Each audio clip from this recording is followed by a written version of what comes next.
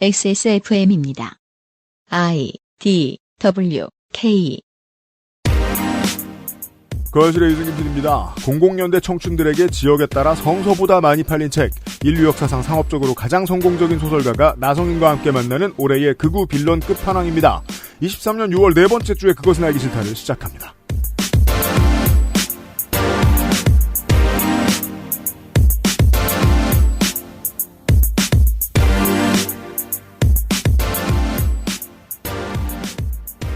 저는 최근 시사용어로 쓰이는 수박이라는 말이 좋다고 생각하지는 않습니다.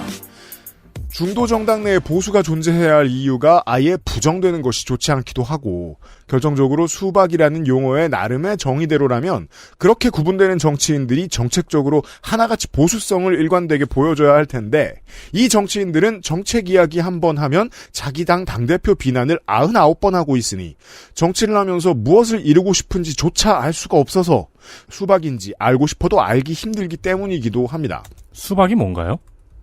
윤세민 에디터가 있습니다. 안녕하십니까, 윤세민입니다. 여러분의 궁금증을 풀어주는 윤세민입니다. 네. 민주당 내에서 종종 쓰이는 용어고 온라인에서 특히 많이 쓰이죠. 바깥은 파란색, 어른들 말로는 초록색도 파란색이라고 부르죠. 녹색당의 초록색. 네, 바깥은 파란색인데 안은 빨갛다라는 의미로 수박이라고 부르는 국민의힘의 거죠. 민주당에서 좀 더 보수적인 정치인들을 그렇게 부른다고 하는데, 근데 그렇게 보수적인지 알 수가 없었어요. 왜냐하면 이 사람들은 정책 정강에 대해서 말하기 위해 방송에 나가거나 지면에 나가지 않아요. 당 분란에 대해서만 얘기하지. 백인의 삶에 녹아들어가고 싶어하는 황인을 바나나라고 부르는 거랑 비슷한 거거든요. 좋은 지적입니다. 네. 철도노조가 이달 초에 준법 투쟁을 했는데요. 이는 민주당 의원이 발의한 철도산업기본법 개정안을 폐기해달라는 항의의 의미였습니다. 개정안은 시설 유지 보수 업무를 철도공사에 위탁한다는 내용을 없애는데요. 이게 중요한 이유는 이 업무를 분할해서 국토부가 마음대로 용역회사에 외주로 업무를 줄 수 있게 되기 때문입니다. 철도 유지 보수에 있어서 코레일 바깥에 무슨 대단한 전문가가 쌓여 있을 리가 만무한데 굳이 법을 이렇게 개정한다는 건 민영화를 통해서 이익을 볼 세력의 로비가 작용했다고 보는 게 타당한 추측입니다. 그리고 철도노조는 의문을 제기합니다. 민주당의 당대표는 민영화 금지법을 발의했는데 같은 당 의원이 사실상 철도 민영화에 손을 들어주는 개정안을 내다니 민주당은 무슨 태도인지 모르겠다고요. 그리고 이 민영화 촉진법이라고 부르는 법을 발의한 의원은 경기 남양주 갑의 민주당 조응천 의원입니다. 저는 선거방송 때 민주당 담당이라서 이 당 정치인들의 홈페이지나 의원 페이지도 다 들어가 보는데 이 정치인은 게시물도 외부 인터뷰도 대부분 민주당 당 내부의 문제를 지적하는 이야기들 뿐이라서 사실 정치에 대비한 게 민주당을 개혁하려는 이유가 전부였나 보다 싶을 정도였거든요. 그게 아니고서는 설명할 수 없을 수준으로 활동에 다른 정치적 소신이 보이지 않았기 때문이기도 한 겁니다. 이번 철도노조의 준법 투쟁으로 이 사람의 정치적 소신을 딱 하나 알게 됐습니다. 철도 민영화요. 510회 그것은 알기 싫다를 시작합니다. 덕질이는 지각을 했지만 지금 꼭 나와 있을 필요는 없습니다. 특이하죠. 그러면 필요 없는데도 지각을 해? 그러면 소개를 하지 않아도 되지 않습니까? 너를 개혁의 대상으로 삼겠다. 으악! 왜냐면 지금은 수박의 계절이거든요. 수박 맛있죠. 덕질이는 잠시 사라지고요. 잠시 후에 지난주에 예고해드린 대로 나성인의 올 시즌 극우 빌런 시리즈 마지막 순서가 준비되어 있습니다. 강력합니다. 원래 이 분야의 전문가는 사실 앞에 앉아있는 덕질인이죠. 아, 그렇죠. 나 그 정도까지는 아니에요. 아이, 겸손한 나. 덕질인이 다른 빌런들 연구하고 있고요. 저는 그냥 쪼레비고요. 메이저가 아니라 이거죠? 네. 최근에는 예전에 이제 드립다 팠던 가라를 이용해서 네. 환단고기 공부를 다시 하고 있습니다. 그건 나중에 심심할 때. 부끄러운 흑역사. 심심할 때. 가끔 그런 궁금증은 생겨요. 그 시간은 더 어서 나는 거지. 그러니까요.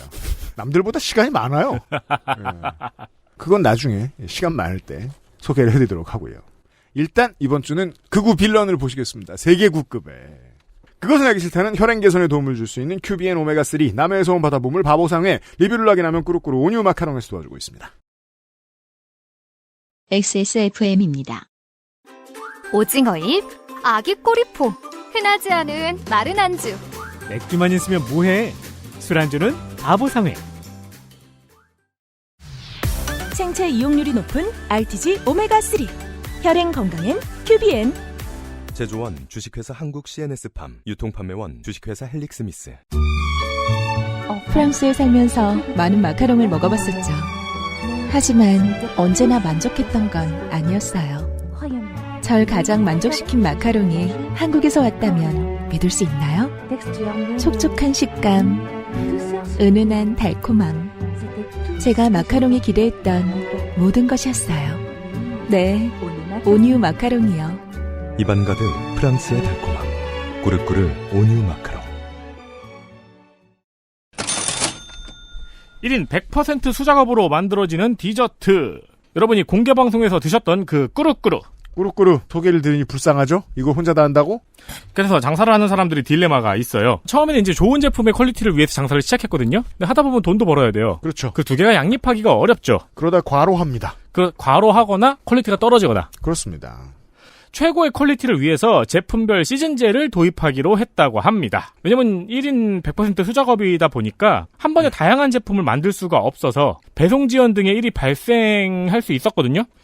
그래서 이제는 잠시 마카롱과 헤어져야 할 시간. 마카롱 시즌을 살짝 접고 내년에 다시 만나기로. 그치. 추워지면 다시 만나기로. 원래 이게 냉장 보관이죠, 마카롱이. 그렇습니다. 네, 여름 배송하면 녹죠. 네. 그래서 마지막으로 행사를 쥐어짭니다. 그래서 준비한 마지막 할인 행사. 지금부터 7월 20일까지 마지막이라고 하기에는 시간이 많이 남았네요. 네. 한 달간 마카롱 10% 할인을 시작합니다. 꾸루꾸루 할인 잘 안 하죠. 그리고 이후 10월경에 마카롱을 다시 만날 예정입니다. 더울 때 쉬겠습니다. 대신 더울 때는 지난 겨울에 시즌아웃했던 에그타르트가 돌아와서 판매 개시합니다. 홍콩보다 맛있는 에그타르트. 더워서 지쳐서 기력 없을 때 달콤한 디저트로 삶을 달래보세요. 꾸루꾸루 액세스몰에 있습니다.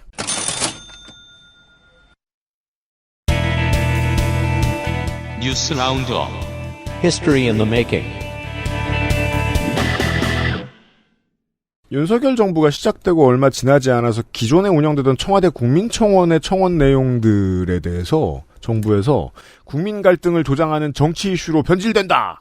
면서 폐쇄형 국민 제안이라는 서비스를 만들었습니다.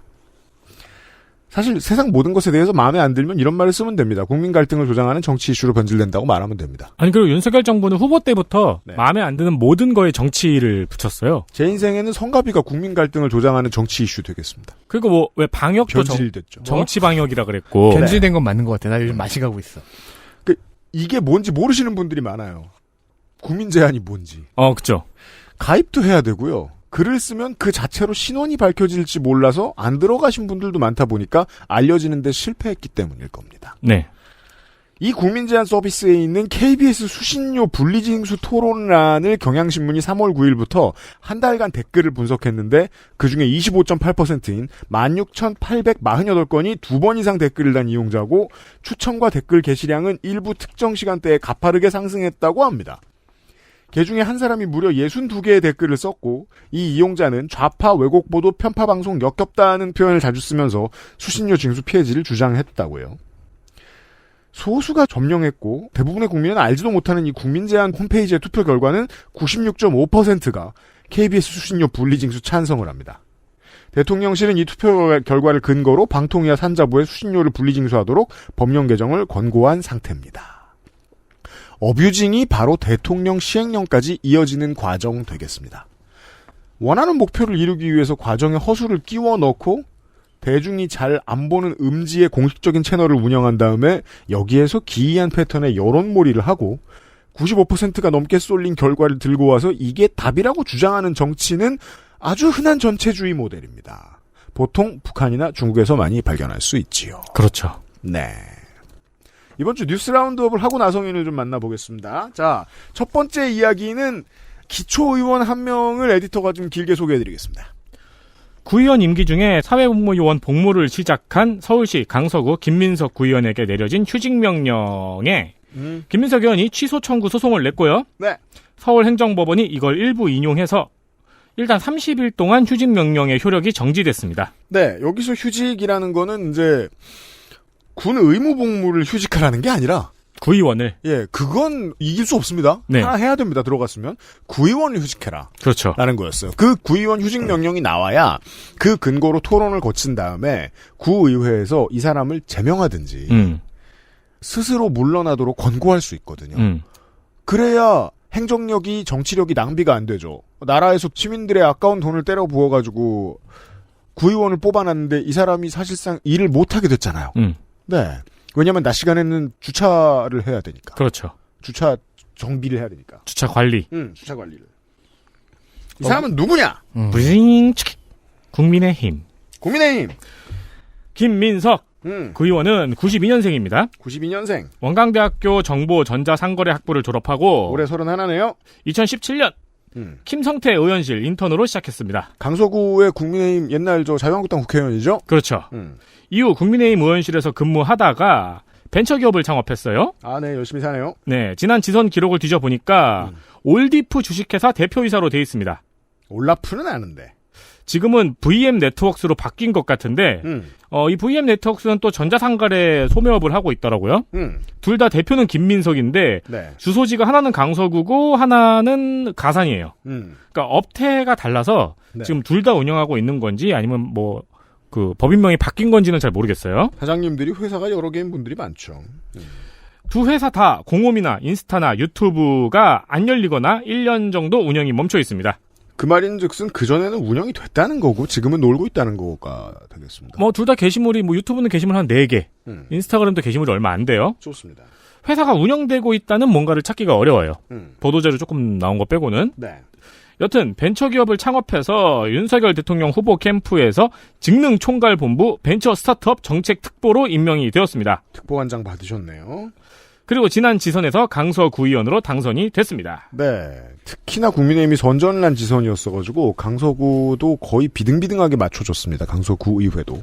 그리고 전과 기록이 있습니다. 아, 그래요? 2017년 한양대 대학원 총학생회장 시절에 한양대 대학원 총학생회장이었군요. 네. 원우회비 960만 원을 개인적으로 쓴 혐의로 벌금 200만 원이 확정이 됐습니다. 아, 네. 960만 원이나 썼어요? 근데 선거에 나왔으니까 공보에 해명이 있을 거 아니에요? 해명에는 대학원 총학생회 회장 당시 회계 규정이 없었고 규정이 없으면 뭐가 돼요? 관련한 규정이 미비한 상태에서 학생회비 일부를 학생회 임원 회식비로 사용해서 당시 회장으로서 모든 법적 책임을 지게 되었다고 소명을 했어요. 근데 당시에 문제 제기를 한 총학집행부의 입장문을 찾아봤어요. 네. 자세히 읽어보니까 여러 횡령 내용 중에서 회식비는 일부예요. 그것도 그날 본인이 산다고 얘기했다고 해요. 왜냐면 이 문제제기를 학생회가 했거든. 아, 그러면 내가 살게. 그러니까 같이 먹은 총학이 문제제기를 했거든요. 그러니까 예를 들어 총학 돈으로. 이제 윤미향 의원에 대한 선전 당시에 이제 검찰이 요 이야기를 되게 많이 했었거든요. 결국 안 나왔지만. 네. 근데 이 양반의 경우에는 처음부터 나와 있습니다. 예. 네, 그 총학집행부의 입장문에서는 개인 소개팅. 소개팅을 혼자 하는데 여러 사람을 데리고 가면 그 사람들은 껌 파는 사람들인 거고 회식이 아니죠. 그 껌 판다는 용어도 옛날이에요. 알았어요. 아, 그리고 이게 네.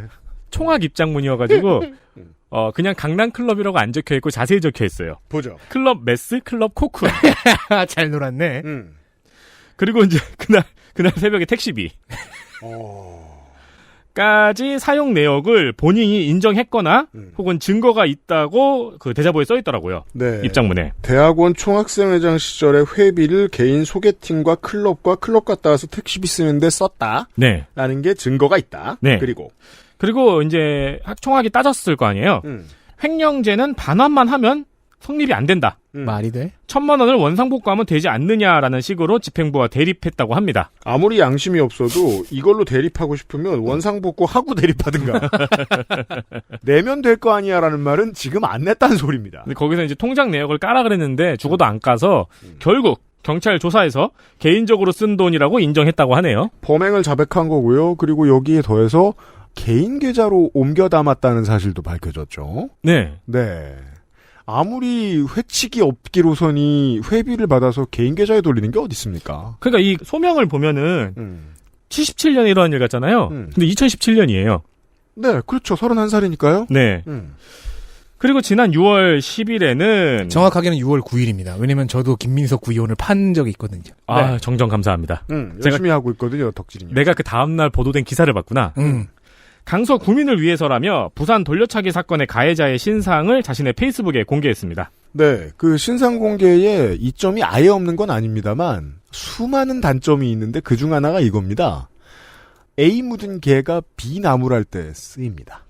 흉악범들의 신상이 일부의 어그로로 쓰인다는 거죠. 그렇죠. 네, 최초에도 유튜버가 공개를 했죠. 그리고 왜 구의원이 당선된 다음에 왜 군대를 간 거야 도대체? 왜 군대론을 한 거야? 싶은데 사정은 이렇습니다. 네. 지난 6월 10일에 7급 판정을 받은 상태에서 입후보를 했어요. 근데 이제 여러 차례 이미 7급 판정을 받았거든요. 그래서 국민의힘에서도 면제를 받을 것으로 거의 확신하고 있었다고 합니다. 그리고 이제 구의원이 됐어요. 네. 근데 당선 이후 갑자기 4급이 나온 거죠. 병무행정 투명합니다. 그리고 이미 나이가 차서 연기가 불가능한 상태가 된 거죠. 그렇죠. 31이니까요. 네, 사실 입대를 앞두고 선출된 의원들은 꽤 돼요. 50명 정도 된다 그러더라고요. 근데 그 사람들은 문제가 없는 이유가 뭐냐면은 연기하면 되거든요. 네.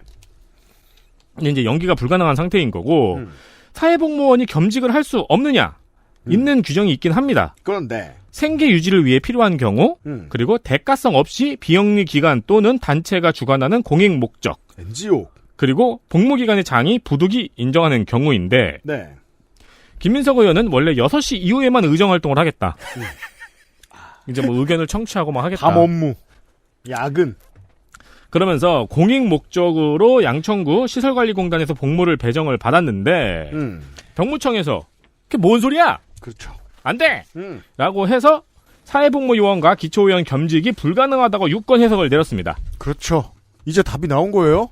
뭐가 문제냐 여전히. 이에 따라 공단에서 겸직 허가 승인을 취소했습니다. 그렇습니다. 그럼 둘 중에 하나를 놔야 되는데 놓지 않고 있어요. 의무복무를 놓을 수는 없어요. 네. 그러니까 이제 구의원 사퇴를 하는 게 맞는 순리인데 하지 않고 있죠. 제가 이 김민석 의원을 왜 조사를 했냐면은 기초의원을 어떻게 하면 잘 뽑을 수 있을까를 계속 고민을 하면서 이제 수집하는 사례들이 있거든요. 네. 그 중에 하나가 김민석 의원의 경우였어요. 김민석 의원도 흥미로워요. 네. 그 외에도 되게 흥미로운 사람들 많습니다. 관악구의 최인호 의원이라든가, 과천시의 윤미현 의원이라든가, 뭐 거제시의 양태석 의원이라든가 이런 사람들 모아보고 있습니다. 나중에 뭐 긴 얘기를 할 수 한번 있으면 한번 해보겠습니다. 덕질이 나고. 네. 네. 재미있는 뉴스. 미국 국무부에서 발표하는 인신매매 보고서에서 우리나라가 작년에 이어서 또 2등급 국가로 분류됐습니다. 인신매매를 하는 나라 2등급. 어느 정도 위험성이 있는 나라. 네, 이게 우리나라가 작년에 20년 만에 최초로 2등급으로 내려간 거예요. 20년 전에도 등급이 낮았다는 얘기고 그전엔 안 그랬다가 한동안 네. 등급이 내려갔다. 올해도 그리고 그 등급이 유지가 된 거죠. 참고로 1등급에는 프랑스, 타이완, 필리핀 등이 있습니다. 3등급에는 북한과 중국이 있습니다. 막 나간다. 우리나라가 2등급이 된 이유에 대해서는 미 국무부에서 이주 노동자에 대한 노동 착취, 인신매매가 만연하지만 한국 정부는 어떠한 보고도 하지 않았고 인신매매 범죄자들이 가벼운 처벌을 받고 있다고 지적했습니다. 네. 정의. 한동안 관심이 없었으니까 많은 사람들이 사람을 다른 사람의 소유로 든 뒤에 사고 팔기도 하는 인신매매죠. 찾아보면 조선은 갑오개혁 때 이걸 불법으로 처음 지정합니다. 그리고 그 다음부터 대한민국은 계속해서 인신매매가 불법입니다. 헌법에도 적혀 있습니다. 공장이나 농축수산업 그리고 성매매 네. 정도를 사례로 들 수 있습니다. 왜냐하면 주미대사관 이게 미국에서 한 거니까 주미대사관이 여기저기 자료를 요구할 거 아니에요. 인신매매 보고서를 써야 되니까. 그중에는 유명한 신안 염전노예 사건 같은 게 있겠죠. 그리고 또 많이 보고되는 것 중에 하나가 우리나라에 흔한 게 공연 이주 노동자 인신매매도 잦은 편입니다. 우리가 흔히 아는 것들입니다. 상상하시면 상상하실 수 있는 선불금을 주고 골방에 가둔 채로 일을 시키는 경우, 공연 관련 계약을 하고 관련 비자를 받아서 들어왔는데 공연이 아닌 다른 일을 주로 시키고 성매매도 강요하는데 하지 않으면 수지가 안 맞아서 고향에 돈을 보내긴커녕 먹고 살지도 못하는 상황이 되고 예, 이 노동자 자체를 다른 업체에 팔아넘기는 일도 꽤 많습니다. 예, 그게 이제 분위기상 더 용이하기 때문에 섬 지역에 그런 사례들이 많기도 했던 거죠. 네. 네. 한국이 이렇다는 얘기는요, 제 느낌은 한국이 이렇다는 얘기다.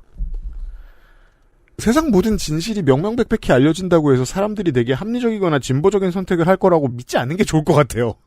저는 이 보고서에 대한 얘기를 들으면서 그런 생각을 되게 많이 했습니다.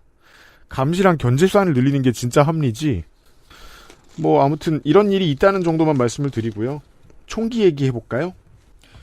미국 플로리다에서 흑인 여성을 총으로 쏴서 숨지게 한 백인 여성이 체포됐습니다. 네, 이런 사람 많은 걸로 알고 있는데 그중에 이런 사건이 좀 커졌습니다.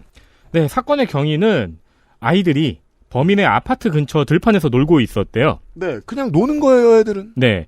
근데 수잔 로렌즈라는 68세 백인 여성이 아이들에게 가서 인종차별 단어, N 단어겠죠? 네. N 단어와 B 단어라고 하는데 S 단어도 있죠. 슬레이브. 그 단어를 하고 아이가 갖고 있던 아이패드를 빼앗고 아이에게 롤러스케이트를 던졌다고 합니다. 네, 이거는 공격성을 불러일으키기 위한 낚시죠. 네. 아이는 이를 엄마에게 가서 말했어요. 그러자 아이 엄마인 아지케 오웬스가 아이와 함께 그 집을 찾아간 거예요. 네. 일단 아이패드를 찾아야지. 항의도 해야 되고요. 네. 그래서 문을 두드렸는데 수잔 로렌즈가 문 안에서 총을 쐈고 아이 엄마가 사망한 사건입니다. 문을 닫은 상태로 쐈다는 얘기죠. 네. 네. 문을 두드린 행위만으로 총을 쐈다는 얘기예요. 이게 중요합니다. 이거 맨 처음에 보도 나왔을 때 저는 폭스뉴스에서 봤는데 그때는 12발이라는 부분이 있었거든요. 근데 지금은 12발이라는 보도는 없네요. 근데 어쨌든 12발일 가능성도 높죠. 왜냐면 문 닫고 쏴서 죽이려면은 여러 발을 쏘는 게 확률이 높으니까요. 네. 그 옆에는 아이가 있었고요. 이 사건은 미국 30개 주가 현재 채택하고 있는 스탠드 유어 그라운드법에 대한 논란으로까지 번졌습니다. 스탠드 유어 그라운드. 스탠드 유어 그라운드법은 자신의 영역을 침범하는 사람에게 정당방위의 권리를 행사할 수 있는 영역을 공공장소까지 넓힌 개념이에요. 때문에 총을 쏜 사람이 정당방위를 입증하는 게 아니고 반대로 검찰이 정당방위가 아님을 입증해야 되는 법입니다. 네. 이게 왜 여기에 적용이 되는가 하면은 문을 두드린 것뿐이잖아요. 그러니까 영역 안으로 들어가질 않았잖아요. 그렇죠. 익스큐즈미 하고 문을 두드린 건데 총을 쐈으니까. 미국 법에서 되게 중요한 것 중에 하나가 이게 나의 사적인 공간이냐, 법적으로 집, 홈이냐 아니냐는 문제가 되거든요. 네. 집 바깥을 나가면 할 수 있는 방어 수단이 줄어듭니다. 네. 그러면서 이 로렌츠 이 사람은 로렌즈. 네. 912 911 전화한 거에다가 그 사람이 나를 죽이러 오는 줄 알았다라고 얘기를 해서 네, 중요한 얘기들입니다. 이거. 네. 한편 미국에서는 장례 비용과 피해자의 자녀를 지원하기 위한 고펀드미가 만들어졌습니다. 맥락. 자, 이 사건이 있던 플로리다주 4월 3일에 총기 휴대 자유화 법안이 통과됩니다. 론 디샌티스 주지사가 서명을 했습니다. 아직 발효는 안 됐습니다. 7월 1일부터입니다. 법의 내용은 간단히 하면 총을 가진 사람은 밖에 안 보이게 들고 다니면 어디서든 들고 다녀도 된다. 그리고 주정부의 휴대허가증이랑 훈련 증서가 필요했는데 그것도 안 들고 다녀도 된다. 그러면 총기 불법 소지의 범위가 거의 사라집니다. 지금의 거의 모든 총기 불법 소지가 다 합법이 된다는 뜻입니다. 보이지만 않으면 된다는 거죠? 네. 막 들고 다니는 거예요, 그럼? 그렇죠. 사실 뭐 은근슬쩍 보여주면서 네. 아이쿠 보여줬네라고 할 수 있는 거잖아요. 그죠? 맞아요. 드산티스는 지난번에 헬마우스 코너에 소개해드렸던 우리 총기 자유의 전사, 다양성 억압의 수호신 되겠습니다. 트럼프를 누르고 트럼피즘의 최전선에 서 있는 인물이죠. 스탠드 유어 그라운드법을 확장하는 것도 당연히 이 사람의 관심사입니다. 스탠드 유어 그라운드법에 반대되는 법이 일반적인 원칙으로 오랫동안 쓰여왔던 듀티 투 트릿 법입니다. 이 둘은 양립하지 않아요. 서로의 내용이 반대입니다.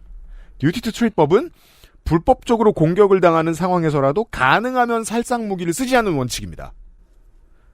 법으로서는 이보다도 합리적일 수 없는데 법을 기분으로 해석하려고 하면 이 법이 고깝습니다. 그럼 나더러 죽으라는 거야? 가능하구나 싶어서 도망치다가 죽으라는 거야? 라고 화가 난 미국인들이 되묻습니다. 특히 백인들이. 공화당은 이 지점을 긁어댑니다. 이 해석은 어디까지 발전할 수 있냐면 죽을 순 없다. 피할 수 있는지 없는지 알 수 없으니까 총이 있다면 나도 써야 된다. 그럼 그 다음 논리는 뭐죠? 총이 지금 내가 없지 않냐. 그러니까 법적으로 총을 최대한 아무나 들고 다니자. 이러면 전미총기협회가 논하죠. 사람들이 총을 153 볼펜처럼 사는 특수가 올 테니까. 그리고 여기에다 더해서 분노에 사로잡히고 막 겁에 질린 사람들 막 더 나아가서 그냥 기분이 안 좋은 사람들. 유산 분쟁하는 사람들, 이런 사람들이 이 듀티트 리트리트 상황에 대한 재논의 물대기를 하기 시작하는 겁니다. 아니 불법적인 공격을 저 새끼가 했다니까? 재판장이 물어봅니다. 무슨 공격이요? 트위터에 인화를 해서 조리를 돌렸는데 혐오 표현이 있었다고. 아니 사실 그리고 이 스탠드 유어 그라운드도 그렇고 눈을 마주치며 걸어왔다는 이유도 사유가 될 수 있죠. 그게 무슨 이유예요? 만났는데 저놈이 죽탱이를 날렸다고 선빵을. 재판장은 다시 묻겠죠. 살상 무기를 꺼낼 상황이에요 그게? 그럼 야 가만히 있어봐. 죽탱이 맞고 죽은 사례 가지고 올 테니까 재판장 기다려. 그리고서 죽탱이 전문 변호사를 찾죠? 미국엔 있습니다. 제이탱 해가지고. 우리가 일본이 적극적 방어 운운하는 얘기를 들으면 비웃는단 말이에요. 자민당이 이런 말을 하면. 야 너네 그거 선빵 날리고 싶어서 그러는 거 아니야 하면 비웃는다고요. 근데 미국은 이 마케팅이 됩니다. 그래서 이제 가해자인 이 수잔 아주머니를 위한 보석금과 뭐 기타 등등을 하기 위한 고펀드미도 만들어졌거든요. NRA가 열었네요. 자, 실제로 총기협회가 하고 싶은 말은 이거잖아요. 아, 선빵 날리고 싶으시죠? 혹은 총을 갖고 싶으시죠? 라는 직접적 메시지를 내보내지 않고 그 메시지에 대한 답을 얻은 겁니다, 지금. 네. 왜냐하면 에디터가 소개해드린 대로요. 동부의 대도시권 일부를 제외하면 대부분에 주는 듀티 투 트릿이 아니라 스탠드 유어 그라운드를 채택하고 있습니다. 한국인들이 끙끙이 앓는 이슈들이 되게 많은데 미국인들은 벌써 이걸로 얼마나 긴 세월을 이러고 있는지 모르겠습니다. 사실 메시지는 그거죠, 정확히는. 총 너만 없어도 괜찮겠어? 그죠. 네. 한 가지만 더. 피해 가족 지원 고펀드미에 기부금이 적지 않게 모였습니다. 근데 이게 아까 제가 말씀드린 대로 낚시질을 하고 총격을 해서 사람을 죽인 범인 수잔 로리엔즈 고펀드미에 모인 돈은 지금까지 알려진 바로는 $500만. 네, 500만으로 올렸죠, NRA가. 그리고 이 합니다. 수잔 로린츠 씨는 보석금을 못 내는 무직자라고 자기를 호소했는데 근데 $10만 보석금을 냅니다. 그 고펀드미 덕분에. 그리고 사실 이 이전까지는 그 아파트에서 월세도 못 냈으니까 퇴거 조치 집행 중이었다고 해요. 이제는 마이애미 해변에 저택을 사게 생겼어요. 자, 이러면 어떻게 되죠? 타인종을 일부러 화나게 한 뒤에 총으로 쏴서 죽이고 정당방위를 외치면서 고펀드미 들어가는 비즈니스가 생기겠죠. 한편 생겨났겠죠. 네. 어쩌면 이게 그거일 수도 있고요. 근데 한편 주지사인 드산티스는 스탠드 유어 그라운드는 법이고 기소가 취소되어야 한다고 말을 했네요. 네. 헬마우스 코너 때 여러 번 얘기해드리고 있는 우리 헬마우스 코너를 관통하고 있는 주제가 있죠. 혐오는 비즈니스다. 서북청년단 비즈니스 같은 게 구체화되는 상황 되겠습니다. 다음 보시죠. 수능은 교육과정 내에서 출제되어야 한다. 우리 이런 중요한 얘기를 해볼까요? 대통령의 발언이 큰 파장을 일으켰습니다. 언론 반응을 좀 정리하려고요. 네. 특히 비문안 영역의 지문이 교과서에서 소개된 지문으로 출제가 되느냐, 아닌 지문으로 출제가 되느냐가 파장이 컸죠. 그리고 사교육과 교과 외 고난도 수능 출제 기간에 한통속 이권 카르텔! 이라는 말도 파장이 있었습니다. 그렇습니다. 이에 스타 강사들도 비판적인 의견을 많이 개진했습니다. 수학 영역 강사인 현우진 씨, 국어 영역 강사인 이원준 씨, 역사 강사인 이다지 씨, 사회문화 강사 윤성훈 씨 등이 이에 대한 비판적인 의견을 냈는데요. 그 외에도 많습니다. 뭐 입시 전문가들이니까. 조선일보는 이 강사들의 평소 인스타그램 계정을 캡처해서 비정상적 교육 풍토에서 쌓아올린 자신의 부를 소셜미디어를 통해 노골적으로 과시해온 사람들이라고 보도했습니다. 그거 우리한테 줬으면 우리가 빨아줬지라는 뜻인가요? 진보 언론은 이럴 때 보면 제 할 일을 좀 하죠. 일단 이슈가 됐으니까 정책에 대한 비판을 하기 위해서 분석을 합니다. 왜냐면 입시 경쟁에 한복판이 똑같이 생겨먹은 상황에서 사교육을 덜 하라고 으름장을 놓으면 정치는 일을 안 하겠다는 말이고 다른 말로 사법만 일하겠다, 겁주기로 때우겠다라는 거니까 문제를 덜 어렵게 내라고 했는데 등수 경쟁이 그대로면 사교육은 트랜스폼이 빠르니까 다른 변별력 찾는 문제의 시장을 또 형성하고 금방 매출을 되찾을 겁니다. 이 스타 강사들도 벌이가 똑같을 거예요. 네. 더 올라갈 거라는 분석이 더 지배적이기도 합니다만. 게다가 이번 모의고사가 평년에 비해 그렇게 어려운 것도 아니었다는 분석도 중요합니다. 지금 잡아 때릴 상황도 여러모로 봐도 아닌데 어렵다는 지적은 더 이상하다. 물론 제가 가장 이상했던 건 그쪽에서 나온 단어 중에 언어 영역이라는 말이 있었다는 건데요. 언어 영역이라는 말이 공식 용어가 국어 영역으로 바뀐 지가 지금 10년이 됐거나 10년 넘은 걸로 알고 있거든요. 그럼 사실상 그냥 가만히 두자는 얘기였을지도 모르겠고. 언어 영역, 국어 영역의 최종 목표는 어느 지문, 어떤 글이 나와도 읽고 요지를 파악하고 세부적인 내용을 놓치지 않을 수 있는가, 그 능력을 길러주는 거잖아요. 그러면은 교과서에서 소개되지 않은 지문도 여러 번 봐야 되는 거죠. 그런 보는 훈련을 해야 되는 거죠. 진보 언론이 분석해주는 이 내용에서 뻗어나가는 논의는 아주 의미가 있습니다. 더 철학적인 논의로 발전시킬 수도 있습니다. 실제로 하루에 보는 그 몇백 문제, 몇십 문제의 시험으로 등수를 세우는 게 말이 되느냐. 혹은 수능 시스템이 그 등수를 세우는데 가장 적절한 방식이냐. 같은 논의로 진행되는 거 좋습니다. 문제는 보수 언론이잖아요. 전혀 다른 낮은 차원으로 끌어내리잖아요. 애들 불상, 극대노, 수백억 연봉 일타 강사들 반발. 그러면서 말해준 대로 유명 강사들 차자랑 집자랑하는 인스타 짤 붙여놓은 거 아니에요. 네. 유명 강사들 기본적으로 래퍼랑 성격이 똑같거든요. 말 세게 하고 돈 버는 사람들이라서 똑같이 플렉스를 하죠. 또 다른 제목, 한강뷰 고급 아파트와 수입차 자랑한 일타 강사들. 아까 얘기해드렸던 미국 보수주의자들 마케팅 보실까요? 총기 자유를 막는 것은 더 많은 총기 살인 사건이 생기게 하는 것이다. 이게 NRA의 주장입니다.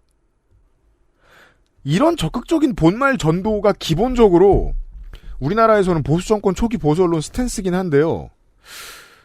다음 총선 뒤에도 언론이 계속 아무 말 하는 우리 정부를 도와줄지 저는 잘 모르겠습니다. 왜냐하면 이거 실드 쳐주는 건 너무 힘들었거든요. 너무 억지예요. 우리나라 보수 언론하고 경제지들요, 버릴 때는 차갑고 시원하게 되게 잘 버립니다. 지금은 든든한 내 편 같아도 말이죠. 다른 코드도 좀 있어요. 한국의 시스템에서 수혜를 입는 스타들 중에서 전통적으로 보수 정치랑 안 친한 사람들이 유명 영화인이랑 인간 강사입니다. 네. 때려도 되는 부자가 보수 언론에 별로 없거든요, 우리나라에서는. 그 중에 존재하는 게 저 둘 정도? 전통적으로 사교육 시장의 스타들은 8, 90년대, 00년대까지만 해도 수업 안 들어가고 학생회에서 살던 언니 오빠들 사이에서 나왔죠. 본질적으로는 이게 택배 기사 1,000만원, 라이더 1,000만원, 경합 극대노 리포트하고 비슷한 구석도 있습니다. 디폴트 값의 혐오 클릭 장사용으로도 좋았기 때문에 보수 언론은 이런 식으로 논의의 수준을 끌어내리고 있습니다. 자, 끝으로 저는 이런 게 제일 흥미로워요. 1박 2일에서 지역 축제를 방문했는데 거기서 과자 한 봉을 7만 원에 파는 장면이 나오면서 지역 축제의 바가지 요금이 화두에 올랐죠. 그런 와중에 우리들의 보배드림에서 춘천 막국수 축제의 음식 가격 근황이라는 글이 올라왔는데 이상하죠. 보배드림은 실천력이 뛰어나고 분석력이 모자란 게 전통적인 특징.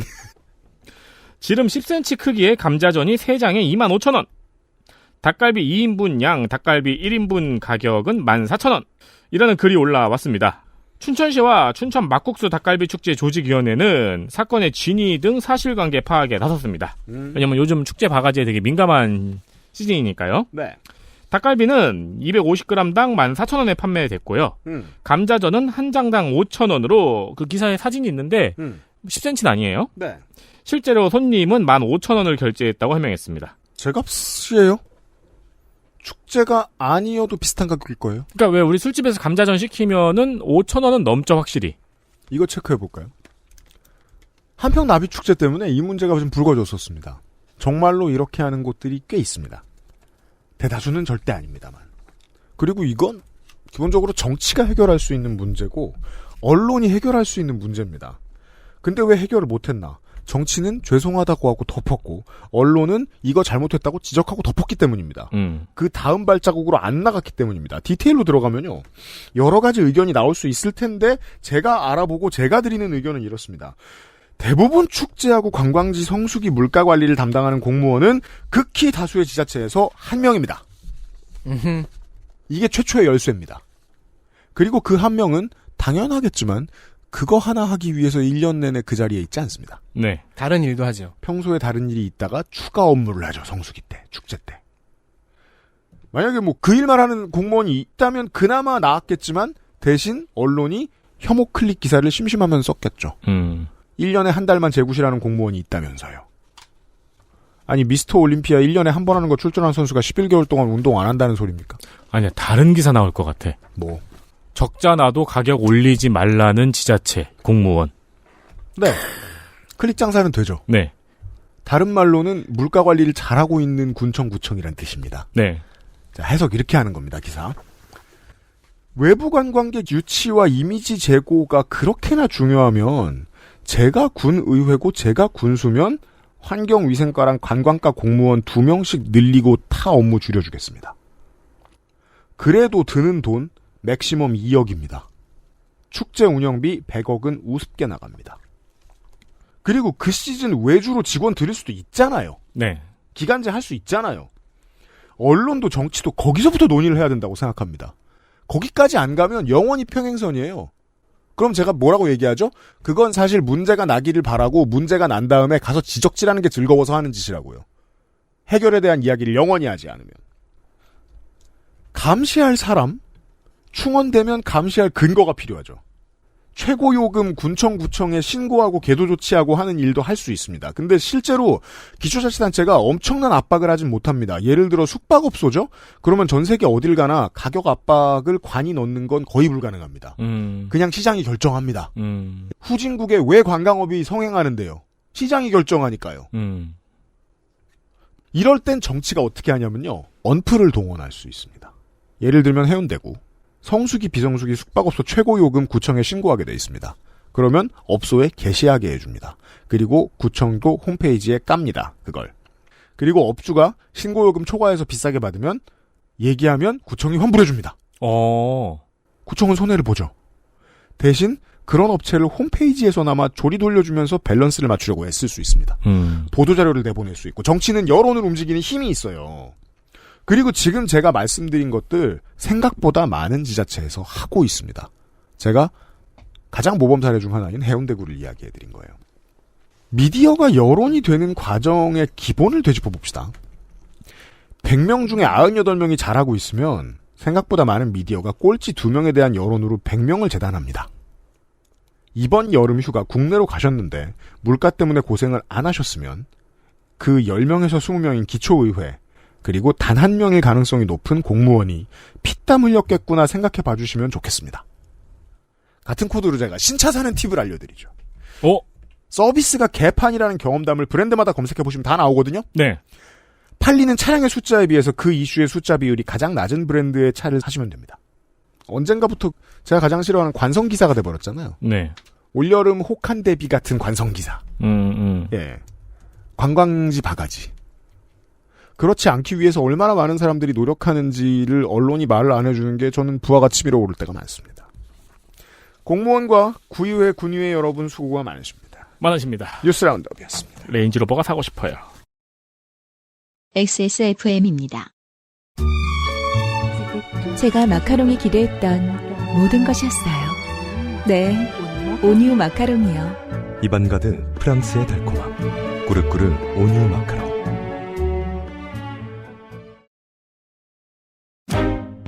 테일러 스위프트는 어떻게 이 시대 팝의 여왕이 되었을까요?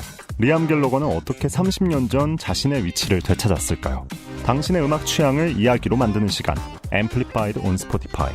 스포티파이와 유튜브 모든 팟캐스트 플랫폼에서 2023년 8월 2일부터 매주 수요일 여러분을 찾아갑니다.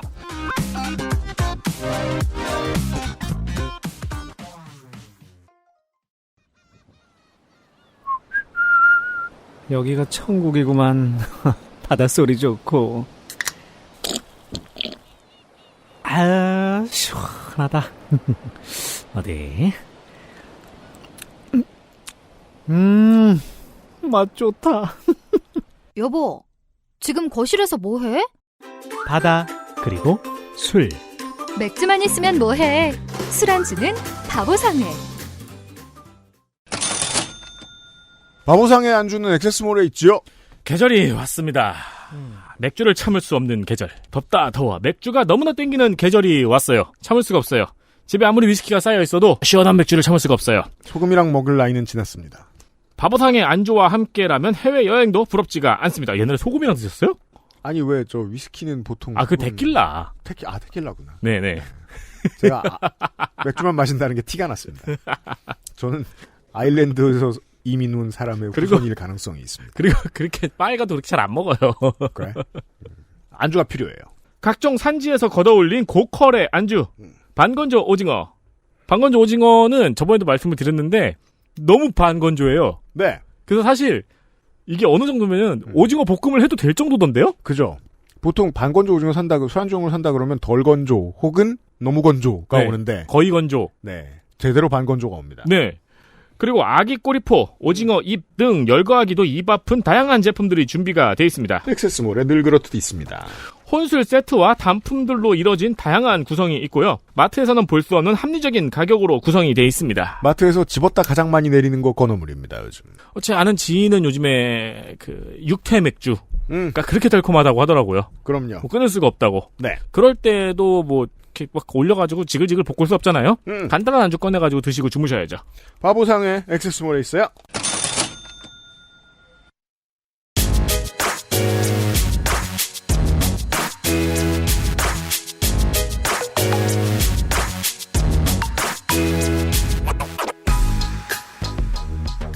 먼 나라 이웃 동네 나성통신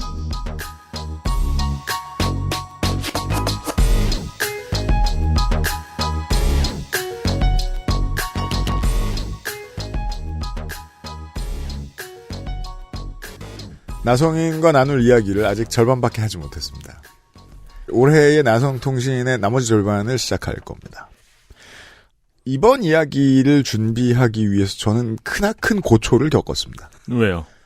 남들은 다 아는데 완전히 모르는 분야를 공부해야 했기 때문입니다. 아. 이건 마치 제가 MBTI를 지금부터 해보는 것 같은 그런 느낌인 거죠. 아예 모르는 분야. 그건 이제 곤란하게도 제가 종종 파케문학관 시간에 겪는 일인 거죠. 그러니까 막 아주 오래된 프랜차이즈에 대해서 두 분이 이제 와 추억에 대해서 이야기를 하면 옆에서 눈을 동그랗게 뜨고 있는. 그죠? 나는 국민학교 때부터 하던 게임인데. 그죠? 예. 현재의 수많은 30대 지구인들에게 이 작품이 그러합니다. 그렇죠. 예. 내 어린 시절을 절반 지배한 세계관입니다. 근데 저는 그냥 짤들만 알고 있다가 너무 많이들 봐서 이번에 갑자기 우르르 몰아서 책과 영화 게임을 보셨어요? 경험을 했는데 네. 저의 소감은 이렇습니다. 철없는 해리포터가 볼드모트를 괴롭히는 내용입니다. 볼드모트가 원한 건 별거 없어요. 모든 인류가 원하는 거랑 똑같아요. 영생. 그게 뭐 큰 잘못이야? 그럴 수도 있지. 근데 그걸 계속해서 못 살게 굽니다. 2번을 죽여? 못된 놈. 그러니까 제 말씀 뭐냐. 잘 모르겠다. 그렇죠. 봐도. 하지만 모든 지구인들이 각 종교의 성서를 빼면 가장 높은 확률로 봤을 법한 문학작품. 사실 저도 전혀 안 본 컨텐츠인데 제 주변에는 이 컨텐츠를 좋아하는 사람이 아주 많아가지고 올리 이것 때문에 일본을 방문하는 유니버셜 스튜디오에 가려고. 일본만 가겠습니까? 네, 영국도 가고. 그렇죠. 네. 네. 아니 거기서 무슨 나무 지팡이로 5만 원 주고 사왔대요. 그래서 뭔가 그냥 나무예요. 이걸 왜 5만 원을 주고 샀냐 그러니까 거기 어트랙션 중에 이 나무 지팡이를 휘두르면 마법이 나가는 어트랙션이 있대요. 그렇죠. 그걸 하려면 5만 원을 써야 돼요. 그리고 이제 올 땐 기념품이죠. 이스펙트 팩처럼 이런 데가 아무것도 안 나가더라고요. 그래도 그 디즈니랜드에서 누구나 사는 그 미키마우스 귀 있잖아요. 네. 저도 샀죠. 그거보다는 훨씬 실용적이라고. 그건 얼마인데요? 그죠. 그 귀로 할 수 있는 거 별거 그것도 몇만 원 합니다. 네. 네. 그래도 까만 귀 하나 샀던데. 네. 어디 갔냐 지금? 오다 버렸냐? 태평양에 떨어뜨렸을 거예요. 네. 태평양에 떨어뜨리면은 디즈니가 찾아가겠네요. 사실 최근에 이 해리포터 위자딩 월드 세계관이 가장 화제가 된 것은 신문 기사를 통해서였죠. 서울에서 3시간 거리에 해리포터 테마파크가 생긴다. 네. 아니 그 표기를 잘못했어요 기자가. 근데 그거 나중에 알고 보니까 기자가 심지어 얼마나 화가 났는지 그거 데스크가 그런 거다라는 기자가 해서는 안 될 말을 했죠. 맞아요. 요즘에는 왜냐면 데스크는 직속 상관이니까 웬만하면 감춰주거든요. 근데 요즘에는 그거 데스크가 그런 거다라는 해명이 종종 나오더라고요. 근데 벌써 5, 6년 전에 그 알실에서 이런 상황이 나올 걸 예측을 했습니다. 왜냐면 이런 류의 저열하게 소비되는 기사들을 쓰는 사람들이 상당수가 정규직이 아니고 사무실도 다른 경우들이 많기 때문입니다. 네. 소속감이 있을 필요도 없고 충성이 있을 필요도 없어요. 그리고 저널리즘의 가치가 높을 필요조차 없습니다. 책임감이 크게 필요하지 않으니까 책임감이 크게 필요하면 정규직으로 뽑아야지. 참고로 모르시는 청취자분도 계실 테니까 네. 여기서 말한 서울에서 3시간 거리는 도쿄였습니다. 네. 제가 하고 싶은 말은 뭐냐. 데스크는 적확한 단어를 뭐라고 좁혔어야 되냐. 경성이라고 바꿨어야 됩니다. 서울이 아니라. 이게 식민지일 때 마인드 아니에요. 그리고 실제로 생각해보면 3시간 거리도 아니잖아요. 그렇죠. 내려가지고 기차 타고 이동해야 되고 막 하잖아요. 입국장에서 얼마나 걸리는데. 아, 맞아. 공항도 2시간째에 도착해야 되는데. 나리타 익스프레스에서는 얼마나 걸리며. 자, 우리는 이런 식민지에 대한 얘기를 하려고 하는 게 아닙니다. 하지만 현대 30대들이 살아가던 이 한 10년, 20년 전은 전 세계가 J.K. 롤링의 식민지와도 같았습니다. 그렇죠. 오늘 얘기할 것이 바로 이 해리포터라는 문학작품을 통해서 시작된 거대한 세계관. 이거를 이제 위자딩 월드라고 부릅니다. 위자딩 월드. 마법 세계. 그것과 그 창조자인 원작자 J.K. 롤링을 둘러싼 논란들을 얘기해 보겠습니다. 그리고 이 논란이 전 세계적으로 촉발된 것은 하나의 게임, 이제 호그와트 레거시라는 게임에서 비롯된 겁니다. 자, 평도 나쁘지 않고 만족도도 높은 게임이고요. 왜냐하면 아까 알려주신 그 개념 위자딩 월드를 그냥 그러니까 매니아 입장에서는 기분 좋게 산책하는 작품입니다. 네. 저도 이 작품을 했는데 딴 거보다 일단 그 세계관 안에서 내가 여러 활동을 한다는 거에 대한 만족감이 크더라고요. 특히 이제 빗자루 타고 날아다니면서 세계를 구경할 때가 사실은 실제 뭐 스토리를 본다거나 전투를 할 때보다 훨씬 더 신나는 느낌이었어요. GTA 같아요. 네. 예. 겁나 실감나는 세상에 들어가 있는데 그 세상은 환타지 세상이에요. 네. 근데 거의 모든 지구인들이 그 환타지 세상의 세계관을 알아요. 그렇죠. 이게 왜 처음에 원작자에 대한 논란이 생겼는지, 더불어서 이 논란이 어떻게 게임으로 옮겨 붙었는지, 그리고 또 이런 사회적 논의들이 어떤 의미를 가지고 있는지를 오늘은 전체적으로 한번 알아보려고 합니다. 일단 모든 사건의 시작을 얘기하기 전에 J.K. 롤링에 대한 이 캐릭터를 좀 설명을 하고 가야 될 것 같아요. 아, 그래요. J.K. 롤링에 대해서 그냥 뭐 문학작품을 쓴 사람, 작가 그냥 이렇게만 생각하시고 계신 분들이 많더라고요. 그리고 뭐 2000년대 후반, 2010년대 초반까지만 하더라도 이 사람의 자수성가 스토리만 유명해졌어요. 맞습니다. 그러니까 뭐 워낙에 못 먹고 못 살던 사람이 갑자기 책을 쓴 인간 중에 돈이 제일 많은 사람이 됐으니까. 네. 제가 기억이 나는 게 공개 방송을 한 거 뒤풀이 때 이제 여러 패널분들하고 앉아가지고 이제 이야기를 나누는데 그때 제가 할 아이템이 이 J.K. 롤링에 대한 거다. 라고 했더니 전호연 기자님이 그 사람이 왜요? 이러시더라고요. 그분이 사실 이렇다고 간략하게 얘기 들으니까 너무 놀라시면서 큰 충격을 받으시더라고요. 그러니까 그때 저는 알았어요. 그러니까 기자분들처럼 이제 어떤 이슈나 이런 거에 대해서 발빠르게 쫓아가시는 분들도 J.K. 롤링의 캐릭터에 대한 어떤 지식이 전혀 없구나. 그렇지. 수 있죠. 특히 주간지, 월간지 기자들이 그렇습니다.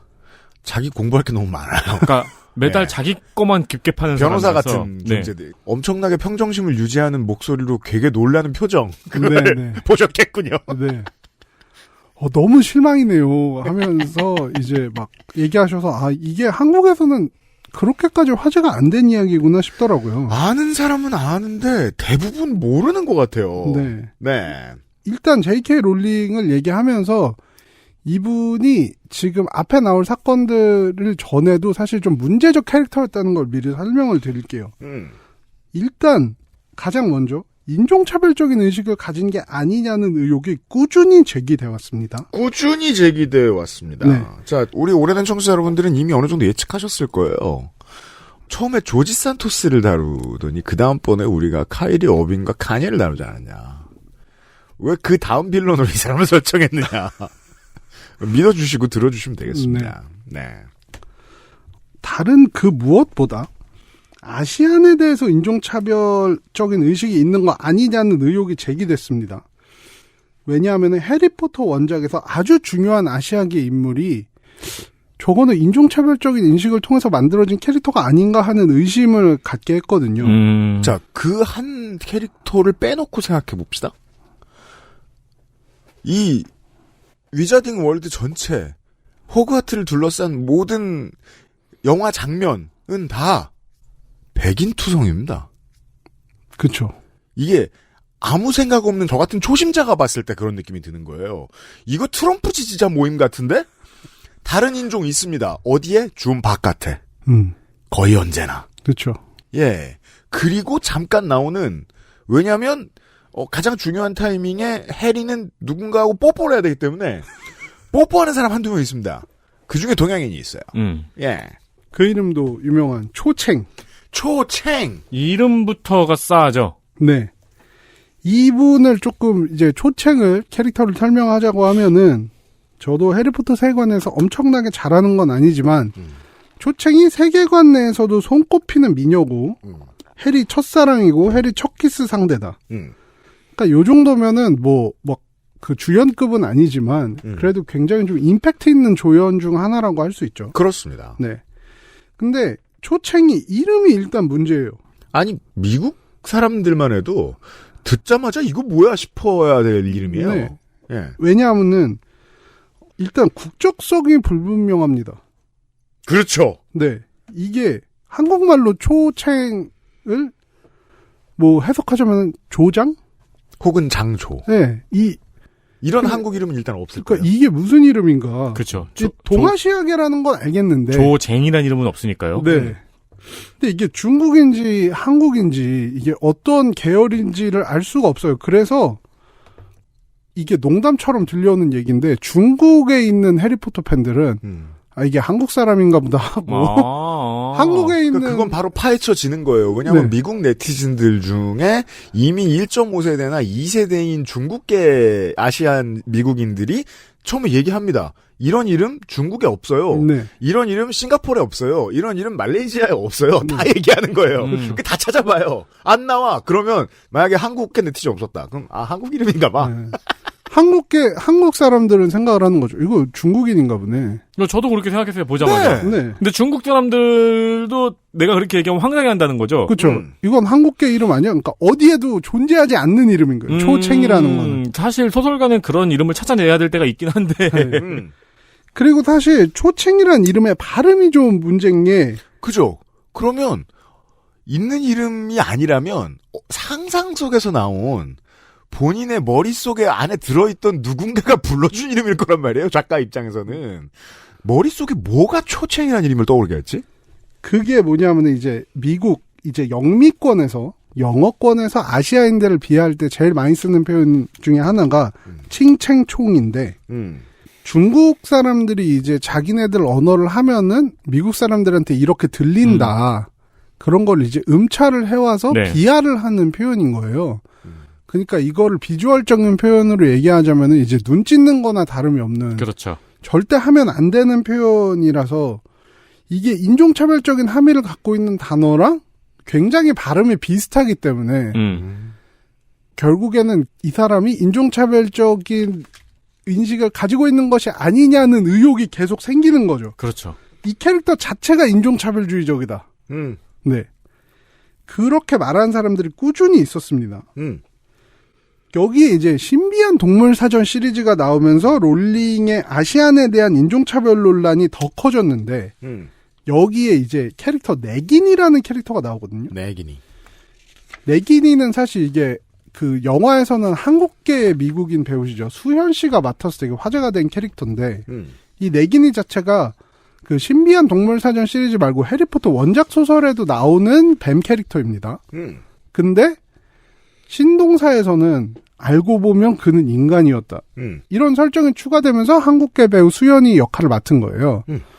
이 캐릭터가 인도네시아의 신화를 배경으로 이름이 지어진 캐릭터인데도 한국계 배우가 역할을 맡았다는 것도 조금 이상하다.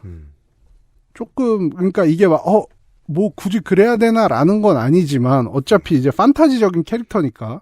근데 모티브를 따온 건 인도네시아면서 왜 한국계가 맡았지라 의문이 제기되니까 J.K. 롤링은 인터뷰에서 인도네시아 다민족 국가인데 이러고 넘어가기도 했어요. 이게 되게 극우적 화법이에요. 다민족 국가인데라는 말은 논리를 이렇게 틀잖아요. 아니 뒤져봐 한국 사람 하나 없는지. 그렇죠. 그런 식으로는 무슨 인종차별을 못 하겠습니까? 그렇죠. 다 할 수 있잖아요. 중국 다지지면은 초챙이란 이름 하나 좀 나올 수도 있죠. 아니 하다못해 칭칭총이 나올 수도 있죠. 그렇죠. 그럴 수 있죠. 그리고 이제 내긴이라는 캐릭터가 원래는 인간이었지만 뱀으로 변하는 저주에 걸려서 서커스단에 갇힌 채로 뱀 여자로 불리면서 학대를 받고 공연을 합니다. 그러다가 어떤 과정을 거친지는 아직 모르지만 결국 해리포터 원작에서는 악역 볼드모트의 충실한 부하로 옆에서 활약을 하는 뱀이 됩니다. 인간의 모습은 해리포터 원작에서는 전혀 비춰지지가 않아요. 네. 근데 일단 동양인 캐릭터가 서커스단에 이제 동물 취급을 받고 있다는 것도 사실은 좀 찜찜한데 이게 역사적 맥락에서 비춰보면 이런 상상하면 안 되는 설정이죠. 그렇죠. 네. 실제로 이제 동양계 사람들에 대해서 마치 짐승처럼 보는 시각이 20세기 초반만 해도 있었고 우리 유명한 그런 자료 알잖아요. 뭐 150년 전에 이제 1세계 당시 1세계에서 동양인 꼬마아이 동물원 같은 데 넣어놓고 구경하는. 그렇죠. 네. 그런데 여기에 동양인 여성이 백인 남성인 볼드모트의 애완동물로 옆에서 짐승 취급을 받고 있다는 구도 자체도 좀 유쾌하진 않죠. 21세기에는 너무 퇴행적이죠. 네. 그리고 이제 여기서 미국의 문화권에서 살지 않는 분이라면 좀 생소한 스테레오타입 하나가 나오는데 바로 드래곤 레이디. 드래곤 레이디. 이게 이제 동양계 여성을 지칭하는 캐릭터 중에 하나인데. 그래요? 네. 아, 그래서 드래곤이구나. 어떤 드래곤? 어떤 드래곤 하면 난 중국의. 그렇죠. 예. 뭔가 좀 신비한 이미지. 그렇죠, 그렇죠. 뭔가 강력하고 막 비밀스럽고 사람을 잘 속이고 요런 이제 캐릭터가 20세기 초반부터 동양인 여성에게 부여됐고 그게 뭐 영화든 소설이든 여러 가지 문학 작품에서 스테레오타입으로 많이 쓰였어요. 네. 팜무파탈 아시안 변종이죠. 그렇습니다. 네. 최근에 이제 이런 스테레오타입을 잘 보여줬던 작품이 바빌론이라는 영화가 있었거든요. 라라랜드 감독이 만들었고 브래드 피트도 나오고 저 개인적으로 굉장히 재밌게 봤던 영화인데 이게 이제 20세기 초반의 할리우드를 그리는 영화인데 여기에 아시안 여성 캐릭터 레이디 페이주라는 캐릭터가 나와요. 근데 그녀가 이제 20세기 초반에 실제로 있었던 아시아계 미국인 여성 배우를 참고한 캐릭터로 뭔가 형용할 수 없는 신비로운 느낌을 줘서 당시에 스타덤에 올랐다고 해요. 그 드래곤 레이디라는 캐릭터를 되게 잘 보여주고 있고 거기다가 이제 그분이 루머에 의하면 레즈비언이었다는 얘기도 있어서 점점 더 그런 이미지가 뭔가 강화되는 거죠. 네. 아, 그 서양 사람들은 그렇게 느끼는군요. 네. 네, 동양인 팜무파타를. 네, 이 관련된 스테레오타입에 대한 이 미국이 가지고 있는 감성이 무엇인지에 대해서 우리가 덕질인과 함께 스판덱스 영웅전에 설명을 들은 적이 있습니다. 푸만추라는 캐릭터에 대해서 배웠을 때 말이에요. 이 동양인에 대해서 생각할 수 있는 모든 스테레오타입을 다 뭉개놓은 악당.